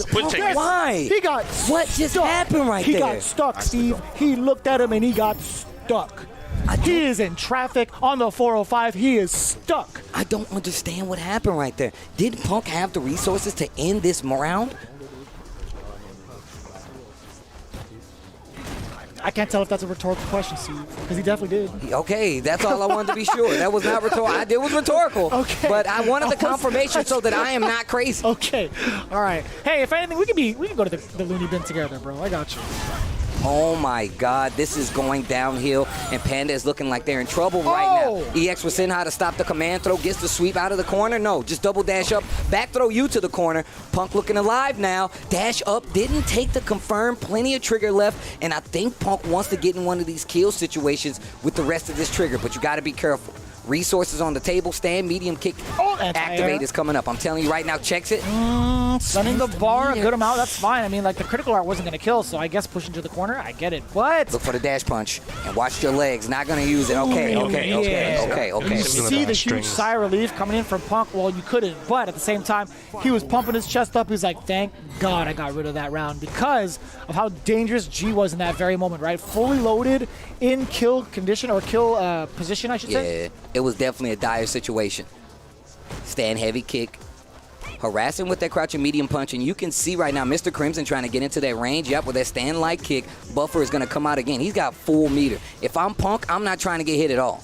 I'm not trying to get hit at all. This is the third round set point. Set point for the Vodafone Giants. Whiffs a throw, is going to get a full confirm. Drops the combo, though. And those are the kind of crispy things you need to close out versus Punk because stuff like this happens. Look at the series, tries to jump, checks the legs. All the way down, he's going for the V-skill. Stun is imminent. That is a very important tech. You talked about that activation from medium kick. You see the movement being checked against Punk. Oh, my God. What happens when you just sit there? The command grab comes in full effect. If he does this at least one more time with critical art and check, especially now, back in that kill position. Hold a minute. Oh my God. Oh my God, Punk. Not over yet. Oh, goes for the throw at whiffs. Another hit, the sweep. He tried to walk back. Oh my God. This dude, Punk, is trying to ascend right now. He is trying to ascend to the heights of the name of the Alpha right now. Yo, damn. One more game, and Panda swings the things in their favor, and you know they want this. Punk putting it all on his back. Pandas, look, Pandas can weigh up to 1,000 pounds if I'm not mistaken, bro. And you got two extra. All they do is eat bamboo. They got battles with the bamboo. Shout outs to Panda. You know my man Punk is strong if he got two pandas on his back. Wait a minute. Mr. Crimson is still not taking this lane down, though. Look at this right now. The rebuttal going into this corner. Another counter hit. A slight hezzy into the pump fake. You saw the medium punch hit, counter hit. There is going to be a throw incoming that will kill. It's a matter of what happens afterwards. You saw it. The counter hit. There was a tick throw attempt from Mr. Crimson. Fact of the matter is there was a counter hit first. So Punk staying alive now. Forward throw while in V-trigger. Do not count Mr. Crimson out yet. Critical art might be a thing for the chip. Gets the forward throw. We're going to see an activation. Oh, snap. This is bad. Oh, he found the gap. Punk. Spin! That's gonna be that first round of this last game. Goes to Mr. Crimson. You see G snapping it out. That is pivotal. You see him snapping it out. Do you see how much meter is on below the president of the world right now? Critical art is going to be a huge problem if he gets any sort of confirm. That's going to be big damage. That's going to be corner carry. That's going to be pressure in the corner. It's all about Punk now in this neutral. Does get the crush, spending the bar early. Orochi for the damage now. Forward throw back to neutral. Come chase this. Oh, anti-air, tries to check the legs.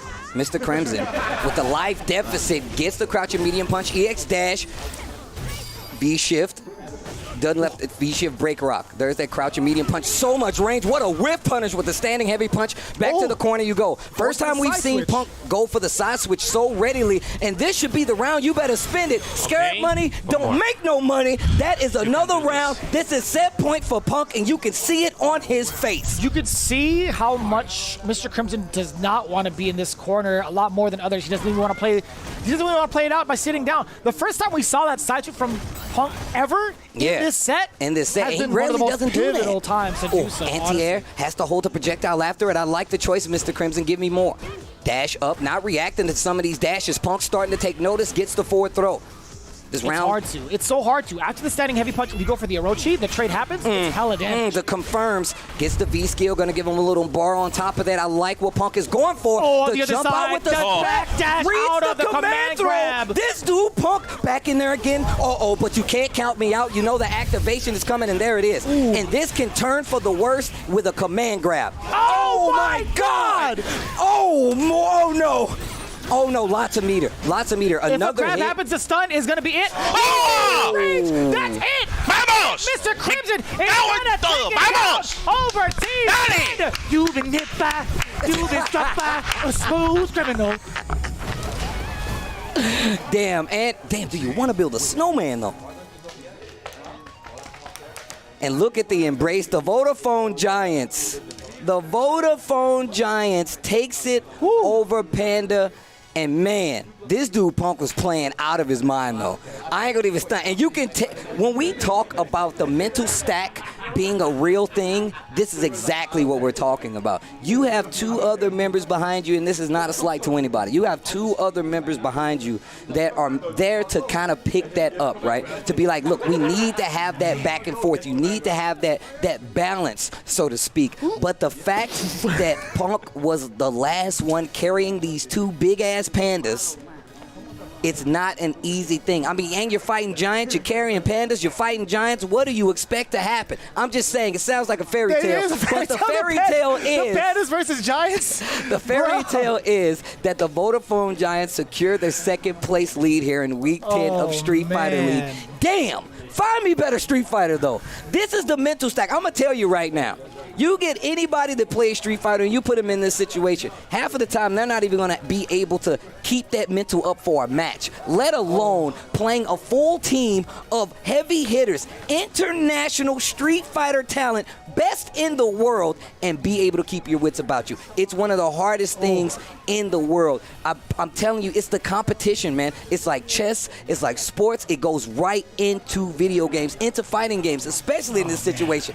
The mental stack is something so important to talk about, right? There's just so much that goes into it. You can be the best in the world, but when you fight off against international talent of this level, it really adds that kind of pressure. It happens to NL. We've heard it in that interview. It happened to Punk just now. In fact, he still had to play through Vega Patch with that unknown variable, Fong, right? I say unknown, but at the same time, it's that very difficult variable to solve. It's like, man, Fong has always been a problem right now, but Punk having to go through Mr. Crimson first, the man who took him down over at Red Bull Kumite London. That mental stack adds up. It's like, I cannot take another L to him. I lost to him in the first encounter in week number 3, and then he falls short again with a depowered Mr. Crimson with a G. Come on, man. Come on. It's hard out here. It's hard out here. I can't say his line, but I'm expressing it. Okay? I dare you to do what he said. Do it. Tell him. I dare you to find better Street Fighter. I dare you. I dare you. I dare you. Oh my God! Just the storyline. I dare you. Let's get into it, right? Let's get into it. We got to hear from the dudes over at Vodafone Giants. We have to thank Astro as well with the A40 headsets. If the headset ain't Astro, I don't trust you. You got to check out the panel down below as we get into this interview with Rob TV and Mr. Crimson. Woo! Yo, oh my goodness. Listen. One of the hardest things to do in the FGC is to gain respect. Because you know what, Crimson, I'm sure you're well aware, there can always be an excuse. People can say, oh, it's online. Oh, he only beat him one time. Oh, it was cold in the room. But in this case, time and time again, we are seeing you come out on top. We've seen you beat Adam at Kumite and in the exhibition. We've seen you beat Punk the last 3 straight times y'all have played all offline, bro. Crimson, what's going through your mind right now? Like, I'm just really happy. I can just thank the people who trained me. I'm so proud of my teammates. Those guys are incredible. We practiced for this. We execute the plan. The goal was to ban Poison. That was a weird ban, we know, but that was our plan and everything gone good, so. Yeah. What's the theory? Yeah, look, I got to keep it a buck here. If I'm going to be honest about everybody else, I got to be honest about myself. I thought you guys were out of your mind banning the poison. I said, you just gonna let Dark Neph, the one and only the Sith Lord, you're just gonna let him rock as if he not who he is? But clearly, you guys were confident that, I don't know if it was specifically Vega Patch. You see Vega Patch just smacked his chest with that. Yo, my man looked amazing versus Neph. What was the theory letting the Colleen rock? Actually, Colleen is not a matchup who scares us that much because we can practice. Even if our Colleen are way weaker than like the Colleen of Nephew, it's still enough to get a good idea of the matchup and what you're gonna do against Colleen. And also, they don't have that much pung, I think, to practice. So we was confident sending Vega Patch against Nephew, yeah. Okay, and you know, the last thing I'll ask, right now for yourself, you know, where would you rank yourself? Like, do you think that you are among the elite players in the world? You're qualified for Capcom Cup. You won Red Bull Kumite. Then you came out here, this is offline stuff, and you're smashing people again. Are you one of the best players in the world? It's complicated. I hear a lot of things about who's the best French, who's the best Dalsim, who's the best whatever. I try to be the best I can be, and I don't care about others. Listen, he's just trying to be the best that he can be, and clearly it's more than enough to put on amazing performances for everyone. You see, you hear people clapping in the background. He has the respect, the adulation of all of his peers. Ladies and gentlemen, an amazing performance from the Vodafone Giants, and the action does not stop here, as after this, we are going to have Team UYU going up against Team Nasser.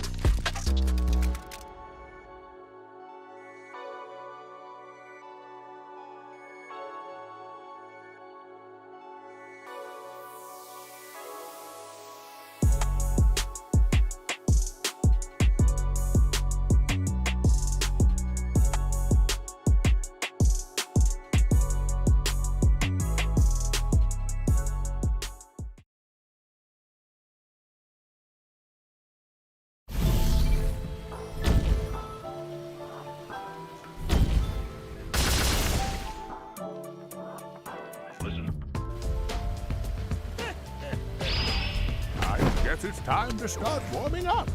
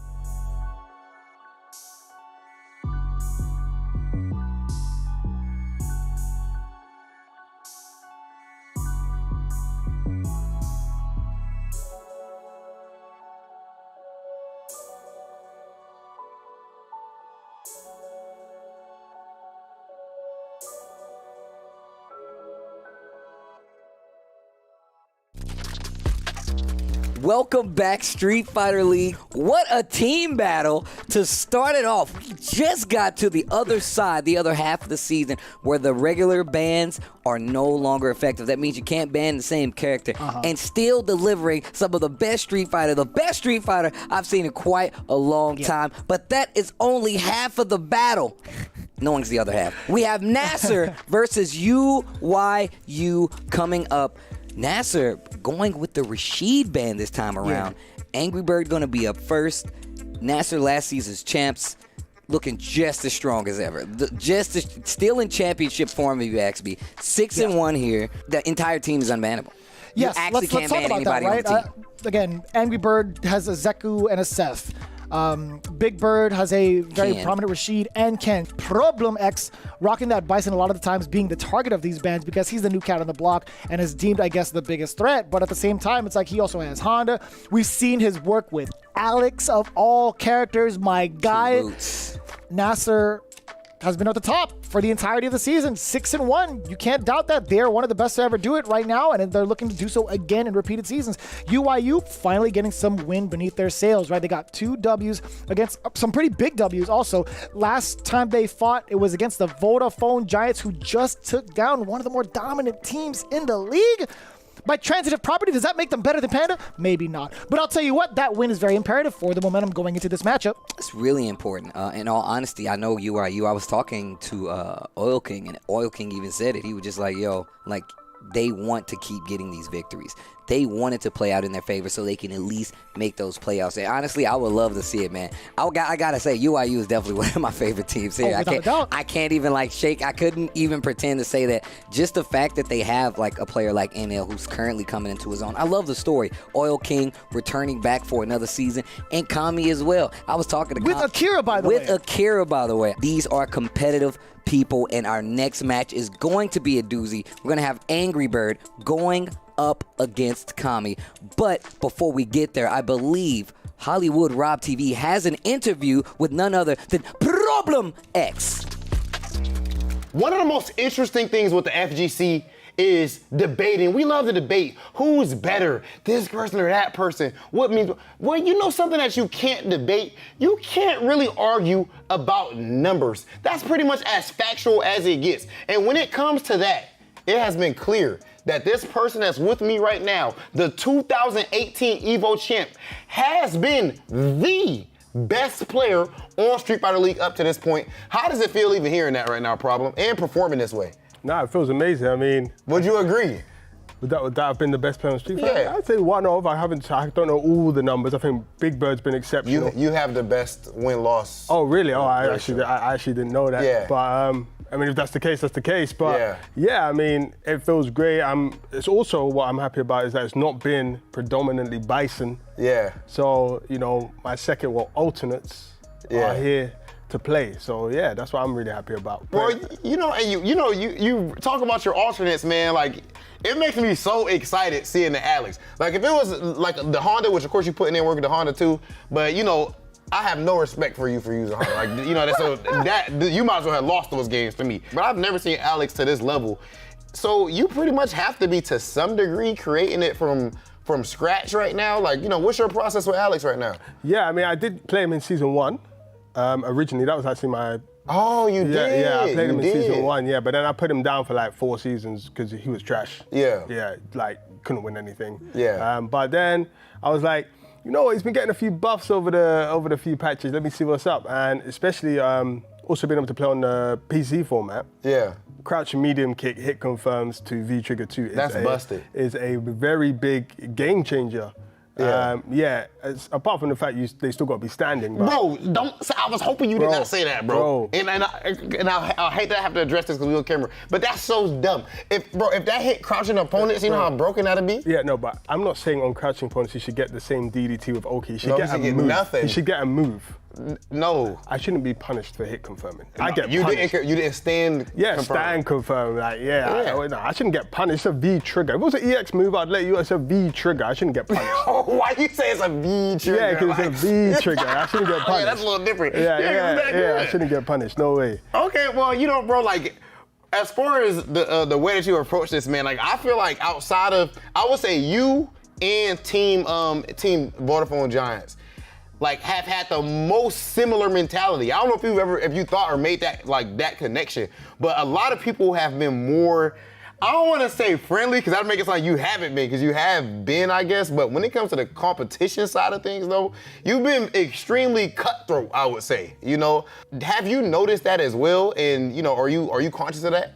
Yeah, I mean, that's just how it's a serious event It here, is. you know. It's been what's the line you said last week? Yeah, I don't play games when I'm playing games. Facts. That's my moral mentality to the whole gaming process. Yeah, for me, you know, it's serious. Plus, it's team. Yeah. You know, so if I don't perform, I'm not just letting myself down, which you know I can deal with that myself. But others have put trust in me. There's been many other players who probably would have, you know, loved to have been in my position on a team in Street Fighter League, the biggest team tournament in Street Fighter history. So, yeah, but I like that. As I said, it's a war, and I like the war. I like that. I like this sort of environment where you have to do what you're here to do now. No more chit chat, no more theory fighting. Yes. All of that is plug in, play, and let's see what's up. Okay, so you know, there's something that I feel like you're shutting down all the talk. That gotta feel a certain way to you, man. Like you.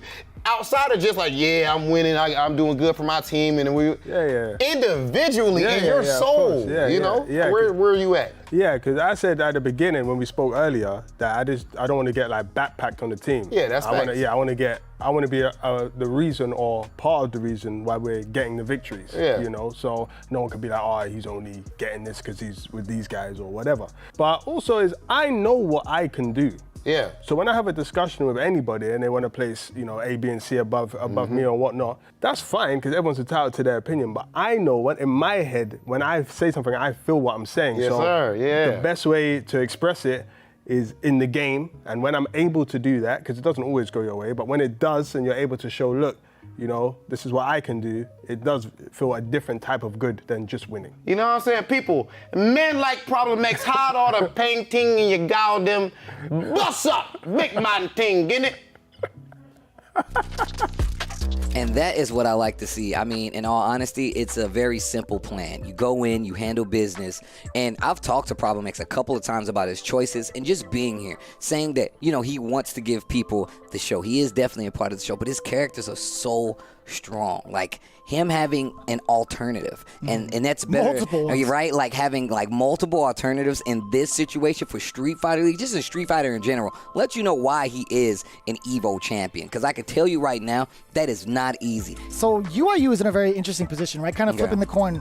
Nasser in Season 3 had a rocky start in the first half and started to accumulate more and more wins, getting themselves into that number 4 spot and ended up taking the whole season, right? UYU is now getting a few W's, right? They have 2 under their belt right now with plenty more games to play still. They have that chance. They see their objective and are looking towards it with an L by the wayside as well.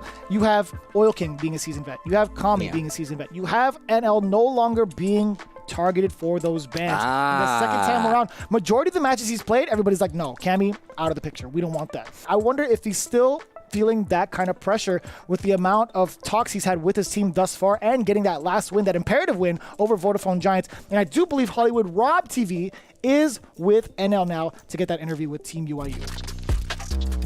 We are here with the man of the hour. Last week, we just witnessed this man go in OCD squad all by his lonely. My guy, NL, what's going on, brother? Oh, good. NL, you know, as far as your name, I don't think you've ever told me exactly, like, where does your name come from? Where is NL? I know your name is Gun, so it's not from that. There's no meaning before, but now many people say never lose, no limit, next level, some things like me. Yeah. Oh, okay, yeah. You're like a no limit soldier, pretty much, you would say. I hope.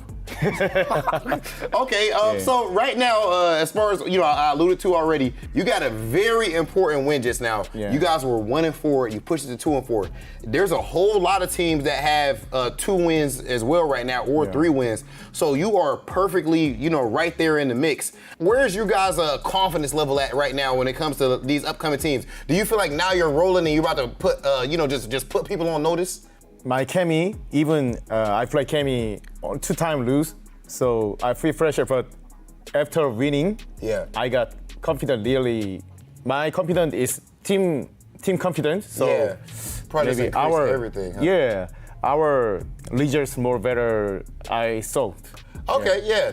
I mean, clearly you're solving a whole lot of problems, and I wonder, before you got into the FGC, right? Yeah. Like, what was the life of NL like? Like, what did you do for like a profession? And if you weren't doing fighting games, what would you be doing instead? I was play KOF 98 Okay. as a streamer. Oh, As a really? yeah, I'm. So not like tournaments per se. Yeah, not like tournament. Plus, there's only online match after KOF 98. I try release Street Fighter 5. Yeah. I try. I really like this now. Okay. Yeah. So did you at that point, were you already trying to become a pro gamer, or were you just doing it for fun? Watching CPT. Yeah. So I really like being this. Yeah. Do this. I want to do this. Yeah. So I try. Fortunately, I can.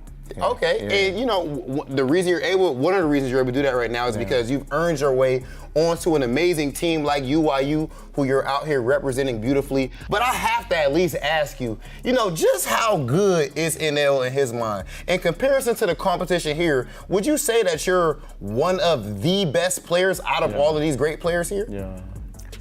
Or you can always say, I'm best. Yeah, I'm best. But I don't think so, but I hope I become.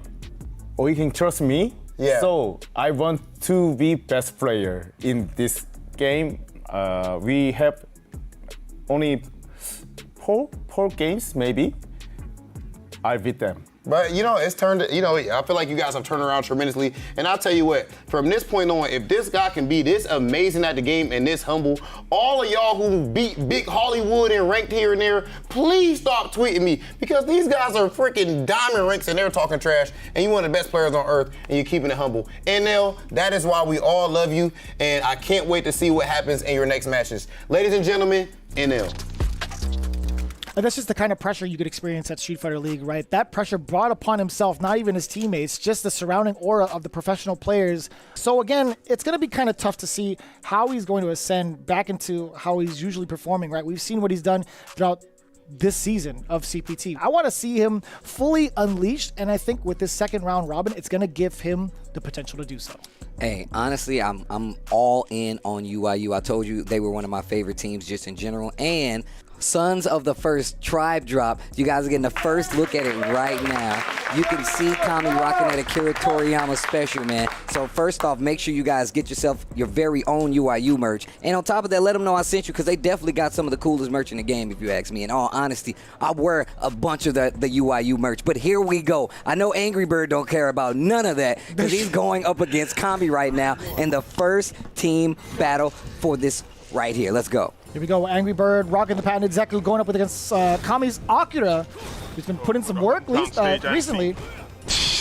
Definitely playing some really solid Akira neutral as well. Using those normals to his advantage. Cap as well. And just slowly pushing Angry Bird to his corner. Nice anti-air, still ready. No, another no one jumps. back to back. You thought you could neutral jump me? You know what's funny? The last time they met over in week 2, it still had the same matchup. Remember, Angry Bird that's versus Kami. The last time they met, Angry Bird Nice. took it down 2-1. Bro, that took out mad health. Yep. Lots of talking on the side of Nasser. Let you know how confident they feel about this upcoming match, I feel like. Ooh, activate off of the standing heavy kick. Oof. Oh, what? No, oh, wow. That's fine. I mean, that's fine for Kami. Didn't get the extension off of Daigo, but that's going to be not too much of a big deal. You get the corner carry. Yep.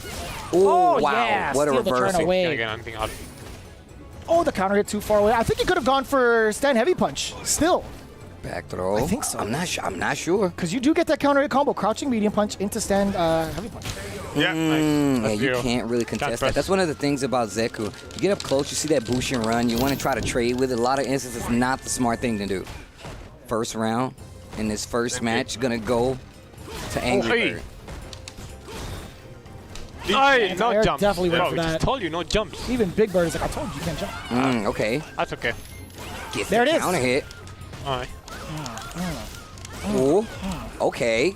Damage here. Gets the short Nice, EX nice. elbow and the stun. Let me get some meter on top of it. Full launch here. I've never seen this part of the bathhouse before. Oh, a nice little view here.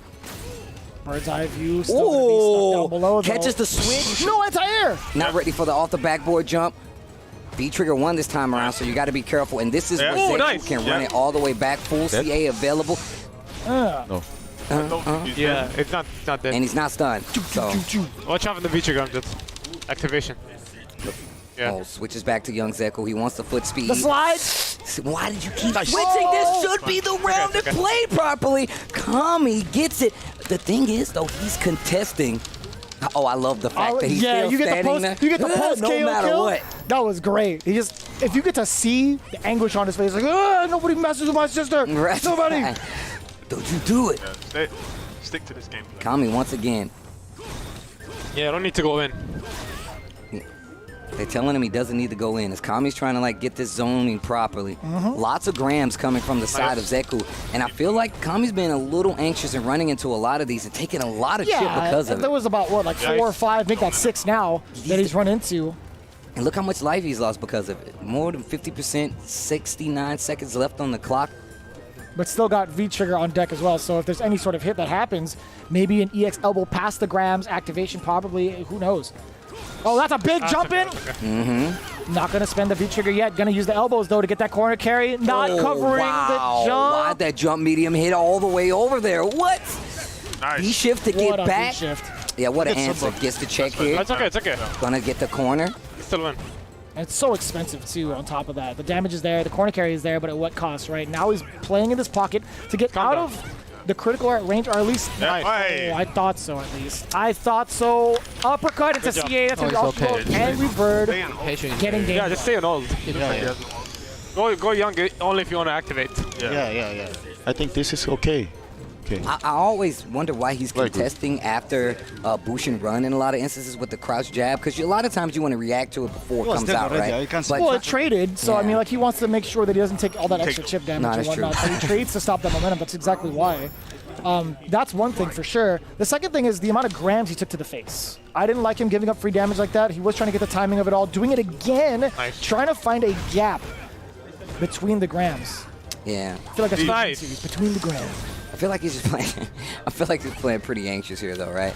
And you could tell the team, you could tell the Nasser team has the same mentality. They're like, hey, you really don't have to go in. So Angry Bird just backing up and using grams, just getting to that range where grams will hit, and making Kami respect the space. Kami playing back a little further. That's what I wanted to see. A whiff punish on the side of Kami. They're using the EX elbow, traveling nearly 3/4 of the screen. Catches the transformation. Okay, there we go, look at the damage. Okay. Full combo extension here. Stun is right there. Wow, I like the trickery and some meter on top of it. Back throw for the most meter game. And didn't get a bar from it, but got a little bit more than half. Man's it. Elbow, elbow, elbow, back throw, half a bar. Take note. EX gram there. Angry Bird got a little meter to spin. This is potentially the last round for him.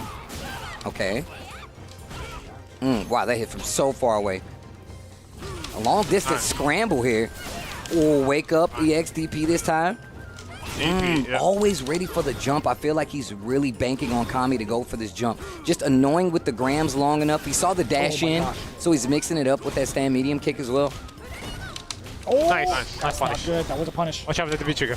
Yeah, I like that. Trying to contest the elbow is very, very difficult unless you cross-cut DP. He wasn't ready for it.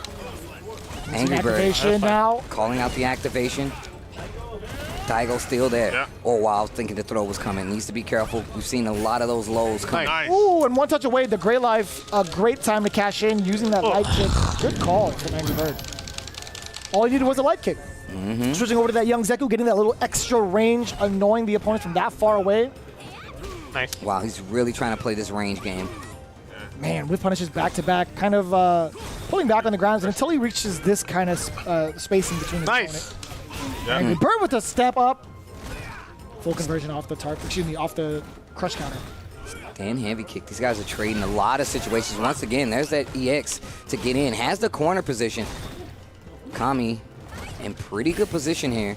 Wall jump, trades air to air, still holding that corner. Kami not doing too bad, but full CA available. You got to be careful with those jumps because you know Angry Bird has been looking for him. I mean, you better be careful too. Gets the counter hit. This is big damage and the trigger on top of it. Oh, big damage. We're getting an Akira display here. Yo, Kami.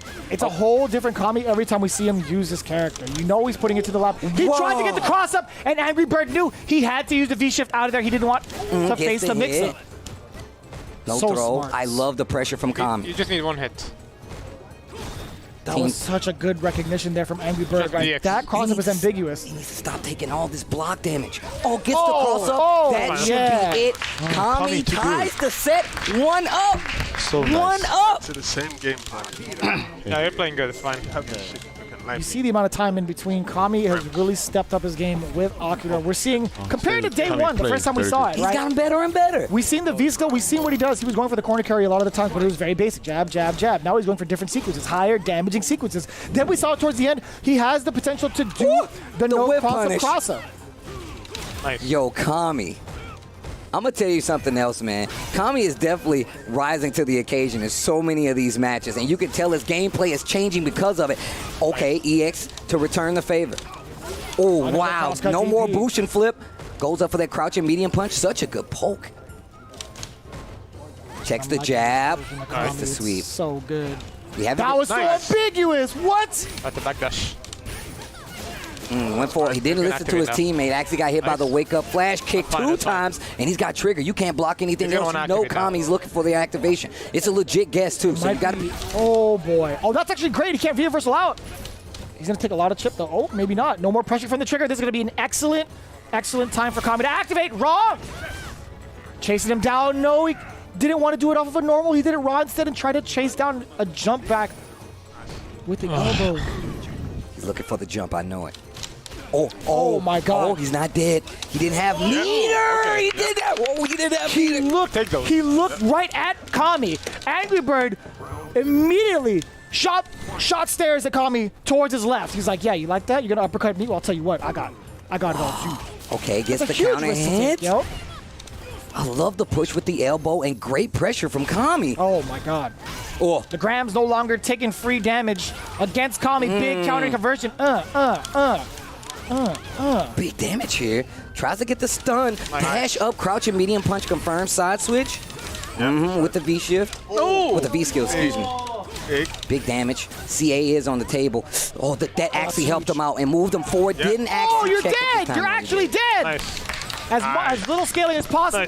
Target combo to the palm into critical art. That's all she wrote. Angry Bird 2-1. That could have actually been the other way around. That definitely could have been the other way around. Considering the meter that he had. He had 4 resources. I would have loved to see him play out that second round, that last round a little differently. Went for the raw activation and had to chase Angry Bird across the screen to get that fight. I'm telling you, for me, that is what made or breaks this last match. It was the fact that he actually went for that raw activation, didn't have any block, and you saw Angry Bird making the adjustments because those Akira normals have a lot of range to them. So switching up between that big heavy kick, that heavy punch, is getting a lot of activations, whether it be on block or not. Just Kami having conversions for it really does change his thing, but it's not going to change the result 2-1 for Angry Bird. But that's still a match on the board for Kami. Like I said, a match on the board. So, as you mentioned, in comparison to week 2, Angry Bird versus Kami, it ends up being the same way, 2-1 in favor of Angry Bird, but a lot closer in regards to how Kami performed with that Akira, right? Didn't even have to go to, like, Seth. Lots of advancement coming from Kami, just being and on my personal opinion, a better player in a lot of aspects. To go toe-to-toe with some of these players is, one, it's really difficult. Two, you really have to up your play to stand a chance. Kami has consistently got matches up there with the best players in the world. I know my man's like, but you're playing pretty good. I feel like that's just the facade. He's that's like, the facade. He's faking it? Yeah, as soon as the door closes, he's like, what does it take to be strong? Why am I not strong enough? Kami, what are you doing? Nothing, looking cool, bro. What are you doing, man? Hanging out? Kami? Kami, what are you doing in there? Listening to cool-ass music and dressing up? What's up? I'm not thinking about Street Fighter at all. Damn, I almost had it with that combo. Google, play 21 Savage. Got to turn the music up while he's in there learning frame data. All right, here we go. You're not fooling any of us, Kami. So there's going to be the play here. Big Bird versus Oil King. Oil King not able to use... Actually, both of these players technically not... Not able to use their characters because Rashid is like the ban pick, right? But it's gonna be fine. Big Bird does have Ken. And you still got NL. This battle isn't over, right? Not even close. That was the first match, and you still got one match on the board. I was talking to Oil King, and he was just like, hey, we really just want to get some W's on the board. We want these next battles to be really strong. If they can get a win versus a team like Nasser, they can really get something started, much like the Ken back throw. You never skip a beat when it comes to Bro, I don't want to make a noise when he's doing it, but on the same note, I feel like if I don't make the noise, then you won't hear it. So I'm not going to say it next time. Oh! You should. You definitely should. It gets me every single time. Oh, he went for it. That was definitely a back throw. That's the party starter, bro. Speaking of party starter, Trigger 2 is on deck for Oil King. Let's see what the sequence is going to be. Oh, he's trying. He's trying real hard. Oil King's playing really sharp right now. I feel like the situation here is where we typically see Oil King overextend, but gets the crouching medium kick, cruel disaster. And the dragon punch, the closeout, I actually had to blink twice. I was like, oh, wait a minute. It's set. Oh, was that far? Oh, what? Even Big Bird was like, what? We'll take those. We'll take those. Well, that was so yeah, we'll take those. That was a combo, but it was so late. Wow, the hit confirmed from the crouching medium kick to go straight to CA. I like how Oil King is playing really active in the neutral. Oh, big Spins counter the hit EX. confirmed too. Forward fierce just to get that corner carry as well. Applying pressure. Big Bird walks out of danger, but still into the lows. Not bad at all. Trying to get a side switch. Back-to-back whiffs, and that's the problem, right? You whiff in front of him, someone's bound up. Trying to go back into it. That was pretty good. That was pretty good. Learn from the best. Install. Oof. It's the fireball. Spins the EX. Oh, yeah. Cool disaster passed it. Yeah, projectile invulnerability. Good call. V-trigger 2 to bring him back in. That you cannot do that. Are you going to spend it, though? Crouch jab, uppercut, into critical art. Yeah, he's only got one CA for Ken, right? I could have beat you down. Spinning the CA here, really not too bad. You can get that back up before the end of the next match. Only thing is going to have 2 on the side of Big Bird. Excuse me, almost 2. I like the continuity with Seth's critical art, by the way, how it still revolves around like the feng shui engine in the stomach, I guess, or the yin yang engine. I forgot what it's called, but it still like sucks him in that way. It's really cool. No, that's definitely true. That back medium punch. Just checking the range. He needs to be careful. Nice. I was actually just about to say, Big Bird is way too good at confirming these low forwards. We've seen it week in and week out. The Ken is looking so strong. Crouch short. The hesitation really worked out for Oil King, but not so much. Takes 2 throws in the corner, 3 throws in the corner. Do it again. Oh my God, it would have worked too. Yep. Oh! Yeah. The damage. He's on fire. Angry Bird over there acting out. No, he's not beating you. He was on fire. He got 3 in a row. He doesn't have He shot a shot at the last one. Doesn't have. Got I'm going to do the EX target also as well. combo. EX uppercut. Man, there's something about watching Big Bird's Ken in person. It's so good, dude. It's so good. Nice. One of the reasons I was originally a fan of Big Bird was because he was a Ken player. That's why I'm a fan of Big Bird. I'm being 100% honest. Okay. I like that. I respect it. That's fine. All right, what's the setup now? Oh, what a block and a punish too. We got I actually got a counter. He definitely probably hit a button there. Oh my, the stand light kick in the Tatsu. V reversal. Yes. Nice. So within range and susceptible for the V trigger 2 to explode. One hit will be enough. Also, critical art. You stealing. Nice. You cannot play that range versus Big Bird. He's so ready and willing to deal with it with this shoulder, with Ken nonetheless. So many options. We saw the stand light kick and the Tatsu in the corner. That was nasty. You know what's wild about that? Oh my God, you cannot, again, contest this man. Target combo, off the back strong. EX uppercut, back throw. Oh, you're actually dead. Oh. What? Yeah. Huh? Oh no. That was my fault. Yeah, definitely an input error coming in from Big Bird. That would have been it, actually. Missed the punish, went for an uppercut. Tried to go for a throw, actually, I'd imagine. Just no anti-air, but still gets the target combo, and this might not be good. You got to watch this range. Man, his spacing with EX fireballs, his fireballs in general, is so good. That was actually a close call. That was actually a very, very close call. Big Bird could have thrown it all away, and Oil King had that potential momentum shift. Just off of a big bet, right? Not getting punished off of a big bet is a big deal. It is. It very much is. If you can get to that point of a match where you're like, oh, they didn't even try to punish it. That's a mental note for later. You're really gonna be like, oh, they might not know, or they just wasn't prepared. Either way, it was an input error. Right? Is what it was. Like you literally heard it from Big Bird. He's like, oops, like he didn't mean to uppercut. I mean, there's no way. I mean, I thought you were just talking about in general. My bad. No. I mean, like in that sequence, Big Bird tried to get a punish, and I guess he overlapped inputs. Maybe he blocked, tried to go forward, like it down, and I don't know what it could have been. But John sorry. happened out, and that's something that's pretty good. It was pretty good for Oil King. He's starting to get his momentum going. We're starting to see like that sequence, but it just wasn't enough. Just a little bit too little, too late. But we still have the anchor via NL going up against Problem X, and this is going to be a pretty big problem, considering Problem X gets to play as Bison. He gets to play his main. But will he, though? Now, I would think it's Alex. Oh, I think I can hear him talking. And he'll be reversal. Like, every chance. Like, EX Stomp, he'll be reversal. Just be ready to block the reversal and punish. Are we going to see... Go Problem! Alex?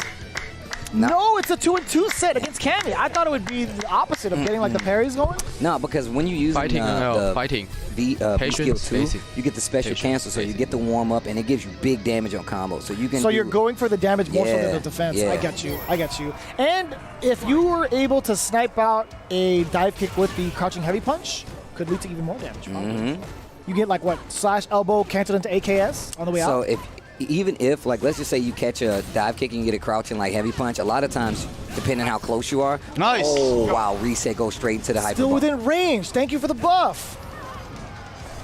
That's so dangerous. Oh, swinging for the fences immediately afterwards. Out of there. What a read. Wow, got out of that crouching medium punch. You got to stay all over it at this point. Yeah, standing heavy punch actually hit on wake up. Oh, caught you swinging. You reach. I teach. It's like a game of basketball. First round, it's going to go to NL. But he's going to need 4 more if we're going to look at anything else.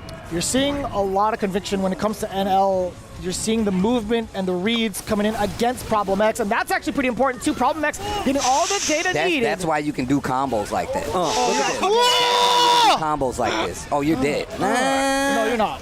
What? You know, to get grabbed? You could have used EX, but stays there instead. Unnecessary roughness, power bomb. Yes. This one was free. My man actually got a hit off of that. He's like, I'm not going to flash shop you. You deserve a cooler death. Dashes up after the knee hike, the air stampede, hits the medium punch, and didn't even commit to it. Slash elbow. Oof, yeah, see, just at that range, too. Yeah, so hard to tell. And that's why you have to play that range a little closer. That really works out for Cammy, or for Alex, because then you're back into that crouching medium punch range. His pokes start to be a lot more active. Once again, dive the bomb chase down. We've seen that option by NL. It does get Problem X out of the corner for a little bit of damage to sacrifice for, but how often do you find yourself in the corner against Cammy? Pretty often. Already shimmying back and forth multiple times. If this doesn't kill, which it won't, it's going to give him Oki either way. And a good amount for the medium. Double dash, stand like kick, just fishing for it. Oh, no, that's one DDT. Oh, the lariat +3, Jesus, and checking the movement afterwards, looking for the opener. That could have been it. Sleeper hold, EX hyper bomb will kill. Not a throw though. Stun gun, he tried it! NL 1000% ready for it though. If you did EX Quadro, he was done. I know, but I was ready for V-shift. Yeah. It's okay. Just play you again. I think you know this match are better than him. Because you are not Hurricane, you are I was about to say, he plays, I literally was about to say, but he plays Hurricane. And then Oil King's like, you're not Hurricane. Shout outs to my bro Hurricane, bro. Cammy Tings. Forward throw. Checking with a lot of the mediums, right? A lot of harassment coming in from the mediums. It's exactly what Cammy is great at doing. I love the fact that NL is checking some of these situations where he's just taking liberties, walking forward, right? He's walking forward, trying to stay in his throw range, and NL is just checking him. Gets the throw. And the stun. This looks like a speed run for my boy NL now. One more round, and he moves on to face Angry Bird. Oh, man. And then both birds, really. In rotation, Angry Bird, then Big Bird. What kind of buffer was that? Oh, Problem X. What do you mean, crouch, jab, spiral, arrow? How are you ready? Sorry, Steve. That's cool. Every time I was about to talk, you... Wait a minute! Finds a hit once again. Problem X needs to get out of this corner. Has a lot of resources, but not reacted to any of the jump ins. Ooh. Oh, wow. Off. Had something started and instantly, Sit him kick. down. Ugh. Takes a throw this time.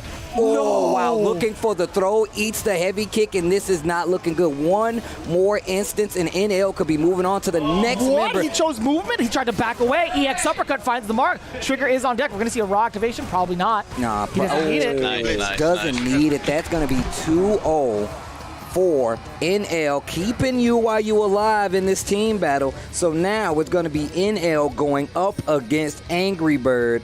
Back in the hot seat against NL, who's looking ridiculous. All games done quick mode.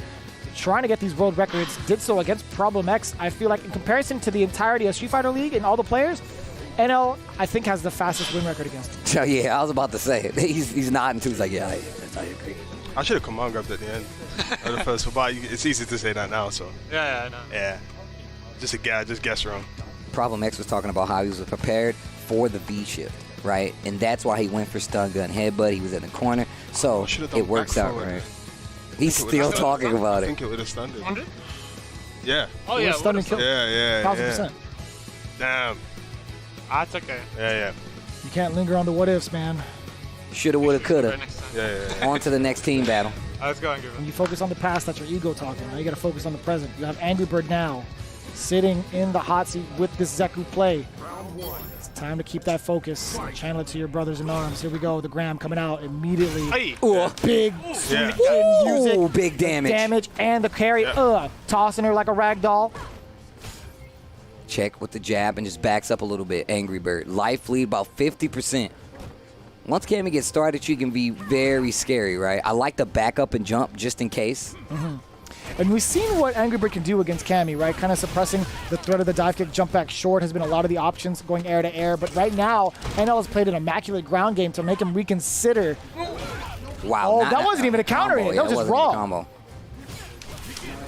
Nice. You gotta check the thing. One of my problems I had in this matchup, and obviously it doesn't matter now, but is checking the dashes from Zeku specifically. Yeah. Him using EX Bushin Run to get in really does throw me off, so you have to be prepared to deal with it.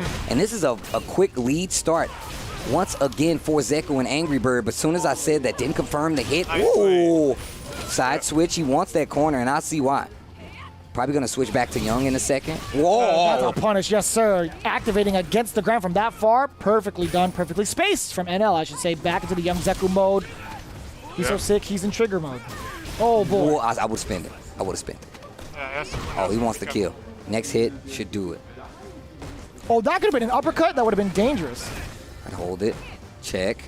Oh, you thought you could press small operating spaces. You see my man, just a little mini shimmy, the travel size shimmy. You can get that through TSA, bro. Oh, let's go. Arrow. Right on the way down to double grams to get this chip damage. What an interruption there from NL, finding the right spacing. It's exactly what Kami was looking for in his last round, but NL seems to have it locked down now. Nice. Oh, boy. Gonna keep jumping. I see that. So the neutral jump is an anticipation for the slide into trigger. It's blocked, but still doesn't matter right now. Angry Birdo. Big damage and trigger on the table. Activate. Blocks a sweep. NL jumps out looking for it. No reaction. Gets the sweep. That should be it. First match is going to go to Zeku. You already pointed out. Zeku takes off a lot of damage if he gets those hits. Cammy, not known to have the most life out there, so hopefully NL not letting that pressure get to him. We talked about it in the interview. And you can tell, still overall playing a lot better, I feel like, in a lot of these situations than typical, right? A huge mental stack going up against players of this caliber at such a degree. Yeah. Medium kick, didn't get it confirmed, but offered the 2 crouching medium punch. Best believe he's going to get it. That's a very deep dive kick just above the kneecap, allowing him to pursue more normals. Look at the interruption there from Angry Bird, pushing out of the corner, but still fighting back. NL not afraid, and still manages to get the strategy of the tick throw. This is huge. This is going to be a stun. You already know. If not dead, of course, there it is, building that meter, and the back throw for that extra down below. Okay.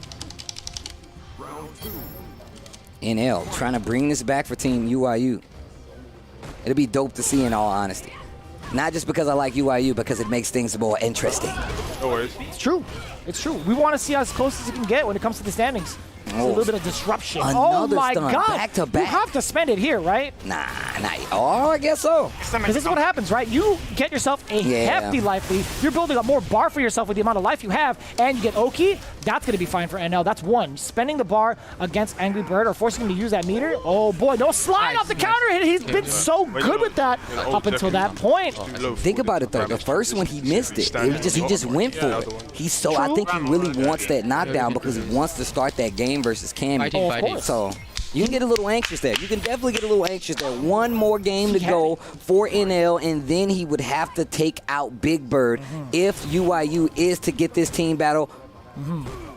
That's the thing. He had it on counter hit. That would have linked. He would have linked it, got the knockdown, another chance for activation. Even if he mistimed it, he could have activated trigger anyway off of a block slide. If he wanted to, right? Oh, crouching medium punches. What a whiff punish on the Graham there. Just looking for it. That light kick Graham starting to add up damage-wise. Look at all that. Really starting to add up. Oh, bad gamble here. Big damage. Spins the EX. Yep. Uh-oh. That's fine. Uh-oh. NL has a chance, but he can't take much here. He can't even wake up with an uppercut. But a slide either way. Trigger was waiting in the rafters, just looking for that activation. But that's going to be great for Zeku. Just to get himself out of danger. With the man. Okay, is it stacking up now? Overextending right now. Overextending.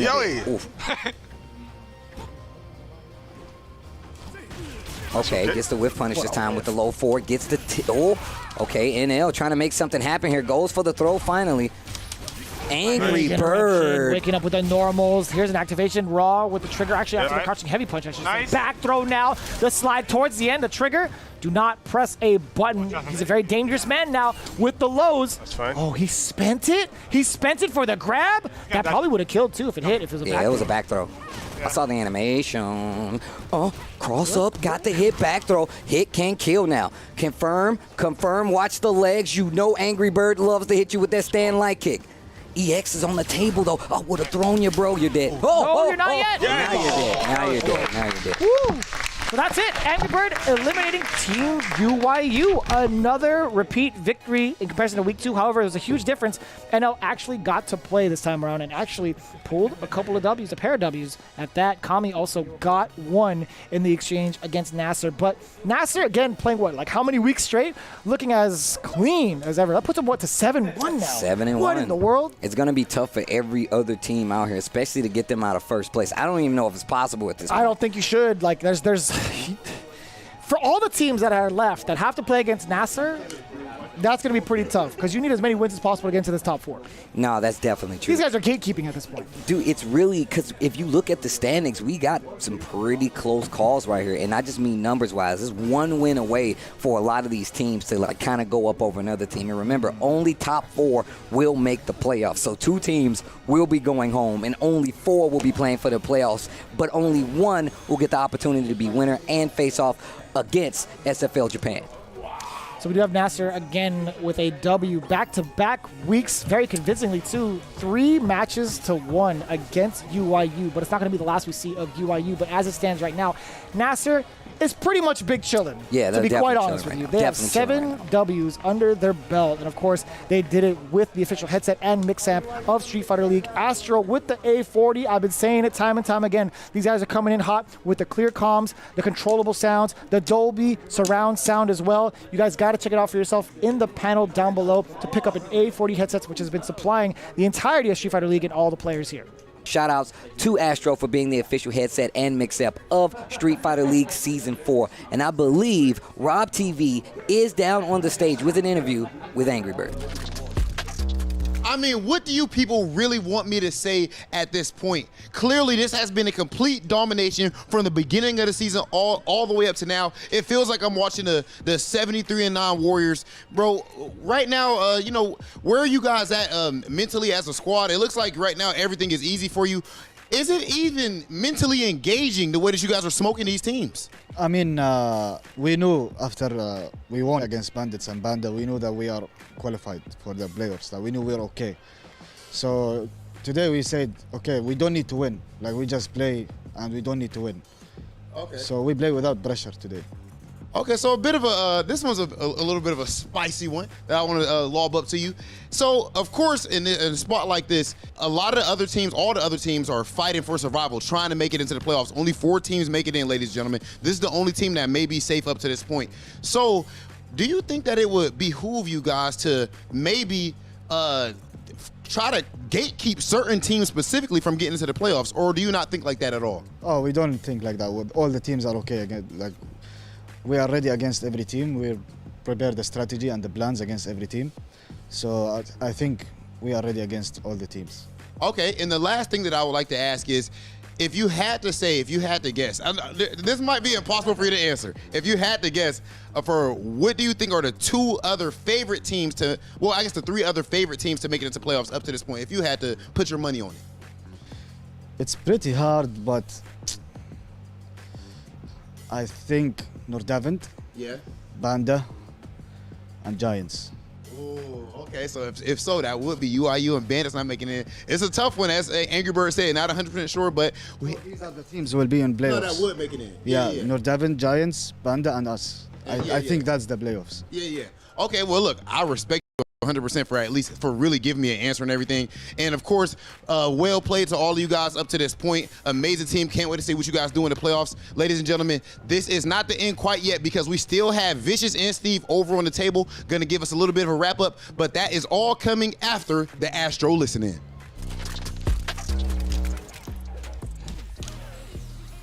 Yeah, it's easy. He don't know how to play other characters. He played Dawson, bro. The fakest players in Street Fighter history right here. No real skill. I think he's just used to people chasing him. Yeah, but he don't know who he playing against. You Dawson of every character. All characters.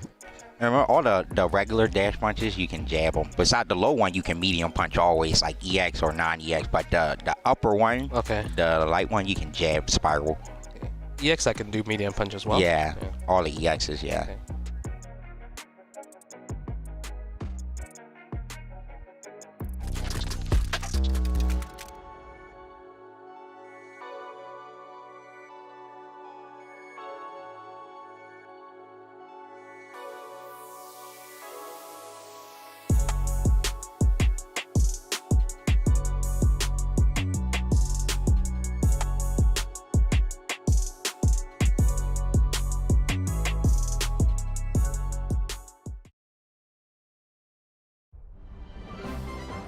Welcome to the centre of the world.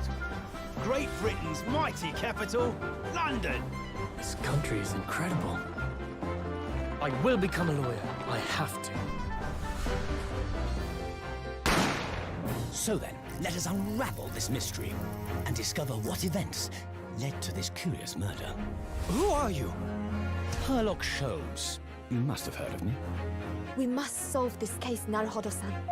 Let us engage in the art of deduction, Mr. Naruhodo. Well, what have we here?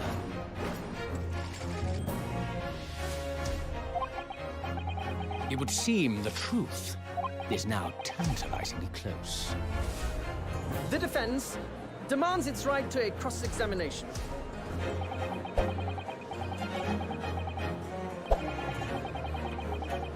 Objection! Your testimony completely contradicts the facts. Objection! My lord, with all due respect, this is an outrage!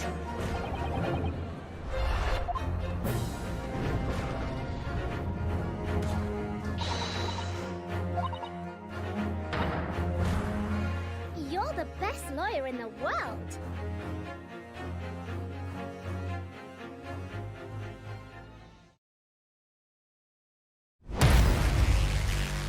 Lock and loaded, it's time for war. Can't start a show without the star. This is the path of my destiny. Come on, let's turn up the heat. About time to finish this.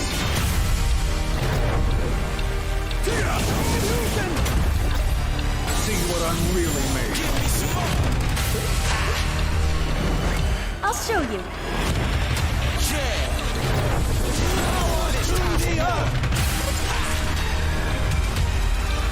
like this!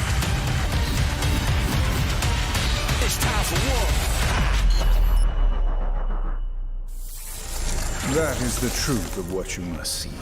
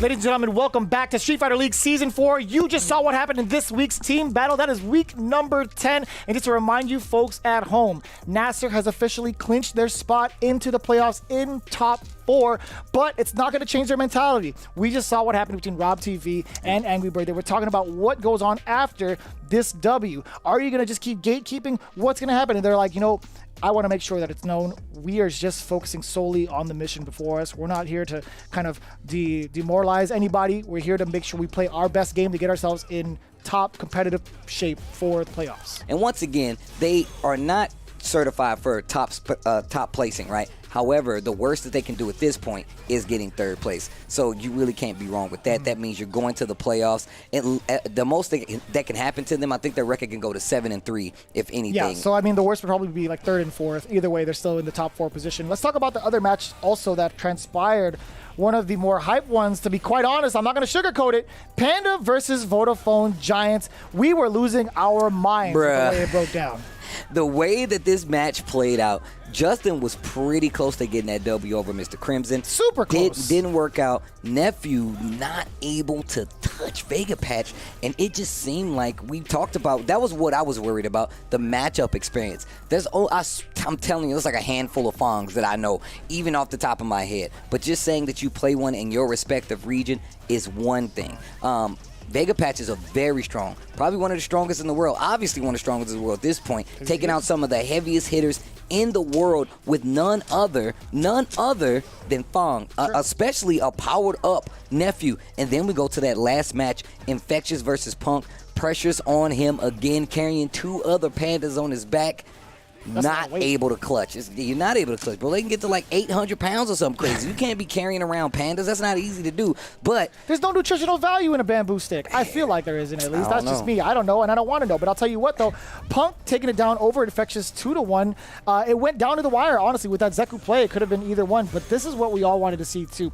The Mr. Crimson versus Punk runback, and we actually got it. The first time they met each other in Street Fighter League in that previous week, Mr. Crimson did the same thing, took him down with Dawson. Wasn't on the board this time, a whole different story. Mr. Crimson rocking the G, and it was as close as ever. There were significant drops from the side of Punk. I couldn't tell if there was the nerves settling in or what other factors. Fact of the matter is, Mr. Crimson took it down with a secondary, and it was imperative for their success going into that playoff contention spot, right? They're still hanging in there at second, I believe, if I'm not mistaken. I think so. Panda is still sitting at third, but we'll get into the standings in a little bit. But talk to me a little bit about how imperative that match was as Mr. Crimson taking down Punk 2-1. I'm not going to say Mr. Crimson is Punk's demon, but he's got him with his G. Ooh. He got him with his Dawson. Bold statement. You know that, look, as a fighting game player, like outside of that, that sticks to you. Punk is one of the best players in the world, but that also puts a target on your back. Mr. Crimson looking like a big force in the world of stopping Punk in this instance. Does not mean that they are out of it yet, but every match after this is going to be pivotal. And once again, it's nothing short of amazing Street Fighter matches that we're seeing, because I promise you, outside of Red Bull Kumite, well, you weren't going to see those runbacks anywhere else because you ain't going offline. You're coming here, you're coming to Street Fighter League, and I'm telling you right now, I still dare you to find me better Street Fighter. It's been 4 seasons. Nobody has delivered it to me, but we're delivering it to you, and this is still only week 10. We're not even to the playoffs. We still got the finals. As week 10 concluded, we couldn't ask for better Street Fighter, honestly. Well, we're still looking for some more, honestly. It's going to be here, only here, as we get into week number 11. Let's take a look at the standings. Nasser sitting at 7-1. Vodafone Giants in second with 4-3. Panda now taking an L at third place, 3-4, setting us up for the other 3 teams you see down below. Number 4, Nordovan, 2-3. Bandits at 5th, 2-4. And of course, UYU right now, 2-5 as number 6. Again, there's still plenty more time for these players to get in gear. There's still a few more weeks left of regulation play to get themselves in the top 4 spots. So there's going to be so much to look forward to. Week after week, you've seen the Street Fighter V action. You've also taken a look at the listen-ins brought to you by Astro, who's been a huge component for Street Fighter League, supplying all the players with an A40 headset. Again, being a part of the Street Fighter League is pretty important, but the fighting game community as a whole for 10 years, providing such quality headsets, making sure the sound is crisp and clear, and being able to hear all the comms in every single team battle throughout the week has been nothing but a blessing coming in from Astro. So big ups to them. Again, check it out down below for your own using that Twitch panel. And we're getting into it now with week 11. We're getting down closer and closer to those playoffs. Who do we have for next week's team battles? Next week, team battles will consist of none other than the Vodafone Giants going up against the Bandits. And then, of course, for the second side, we're going to have Nordovan going up against Nasser. So they're going to be back up to play again. They already have a strong lead sitting in at first place. Nordovan really in a rocky position right now. Something is not expected, but you got to plan for it. You got to be prepared to fight for it. And they're going to fight for it next week on Street Fighter League. Week 11, it is going to be amazing. If you looked at the matches this week or any of them before or any of the seasons before, you know how we get down. You know where we get down. We will see you guys next week for some more Street Fighter League.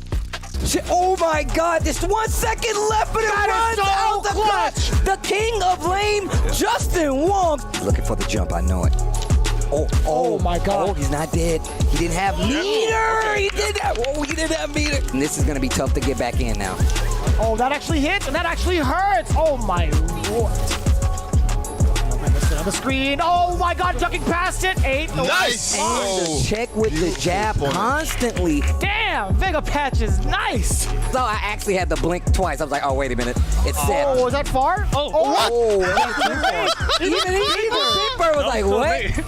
We'll take those. Now with the combo, but it's so late. And this can turn for the worst with a command grab. Oh my God! Oh no! Oh no, lots of meter. Another if a grab hit. happens, the stun is gonna be it. Oh! That's it! Vamos! Mr. Crimson is gonna take it out over Team Panda. You've been hit by, you've been struck by a smooth criminal. I can't say his line, but I'm expressing it. Okay? I dare you to do what he said. Do it. Tell him. I dare you to find better Street Fighter. I dare you. I dare you. I dare you. Oh my God, just the storyline. I dare you.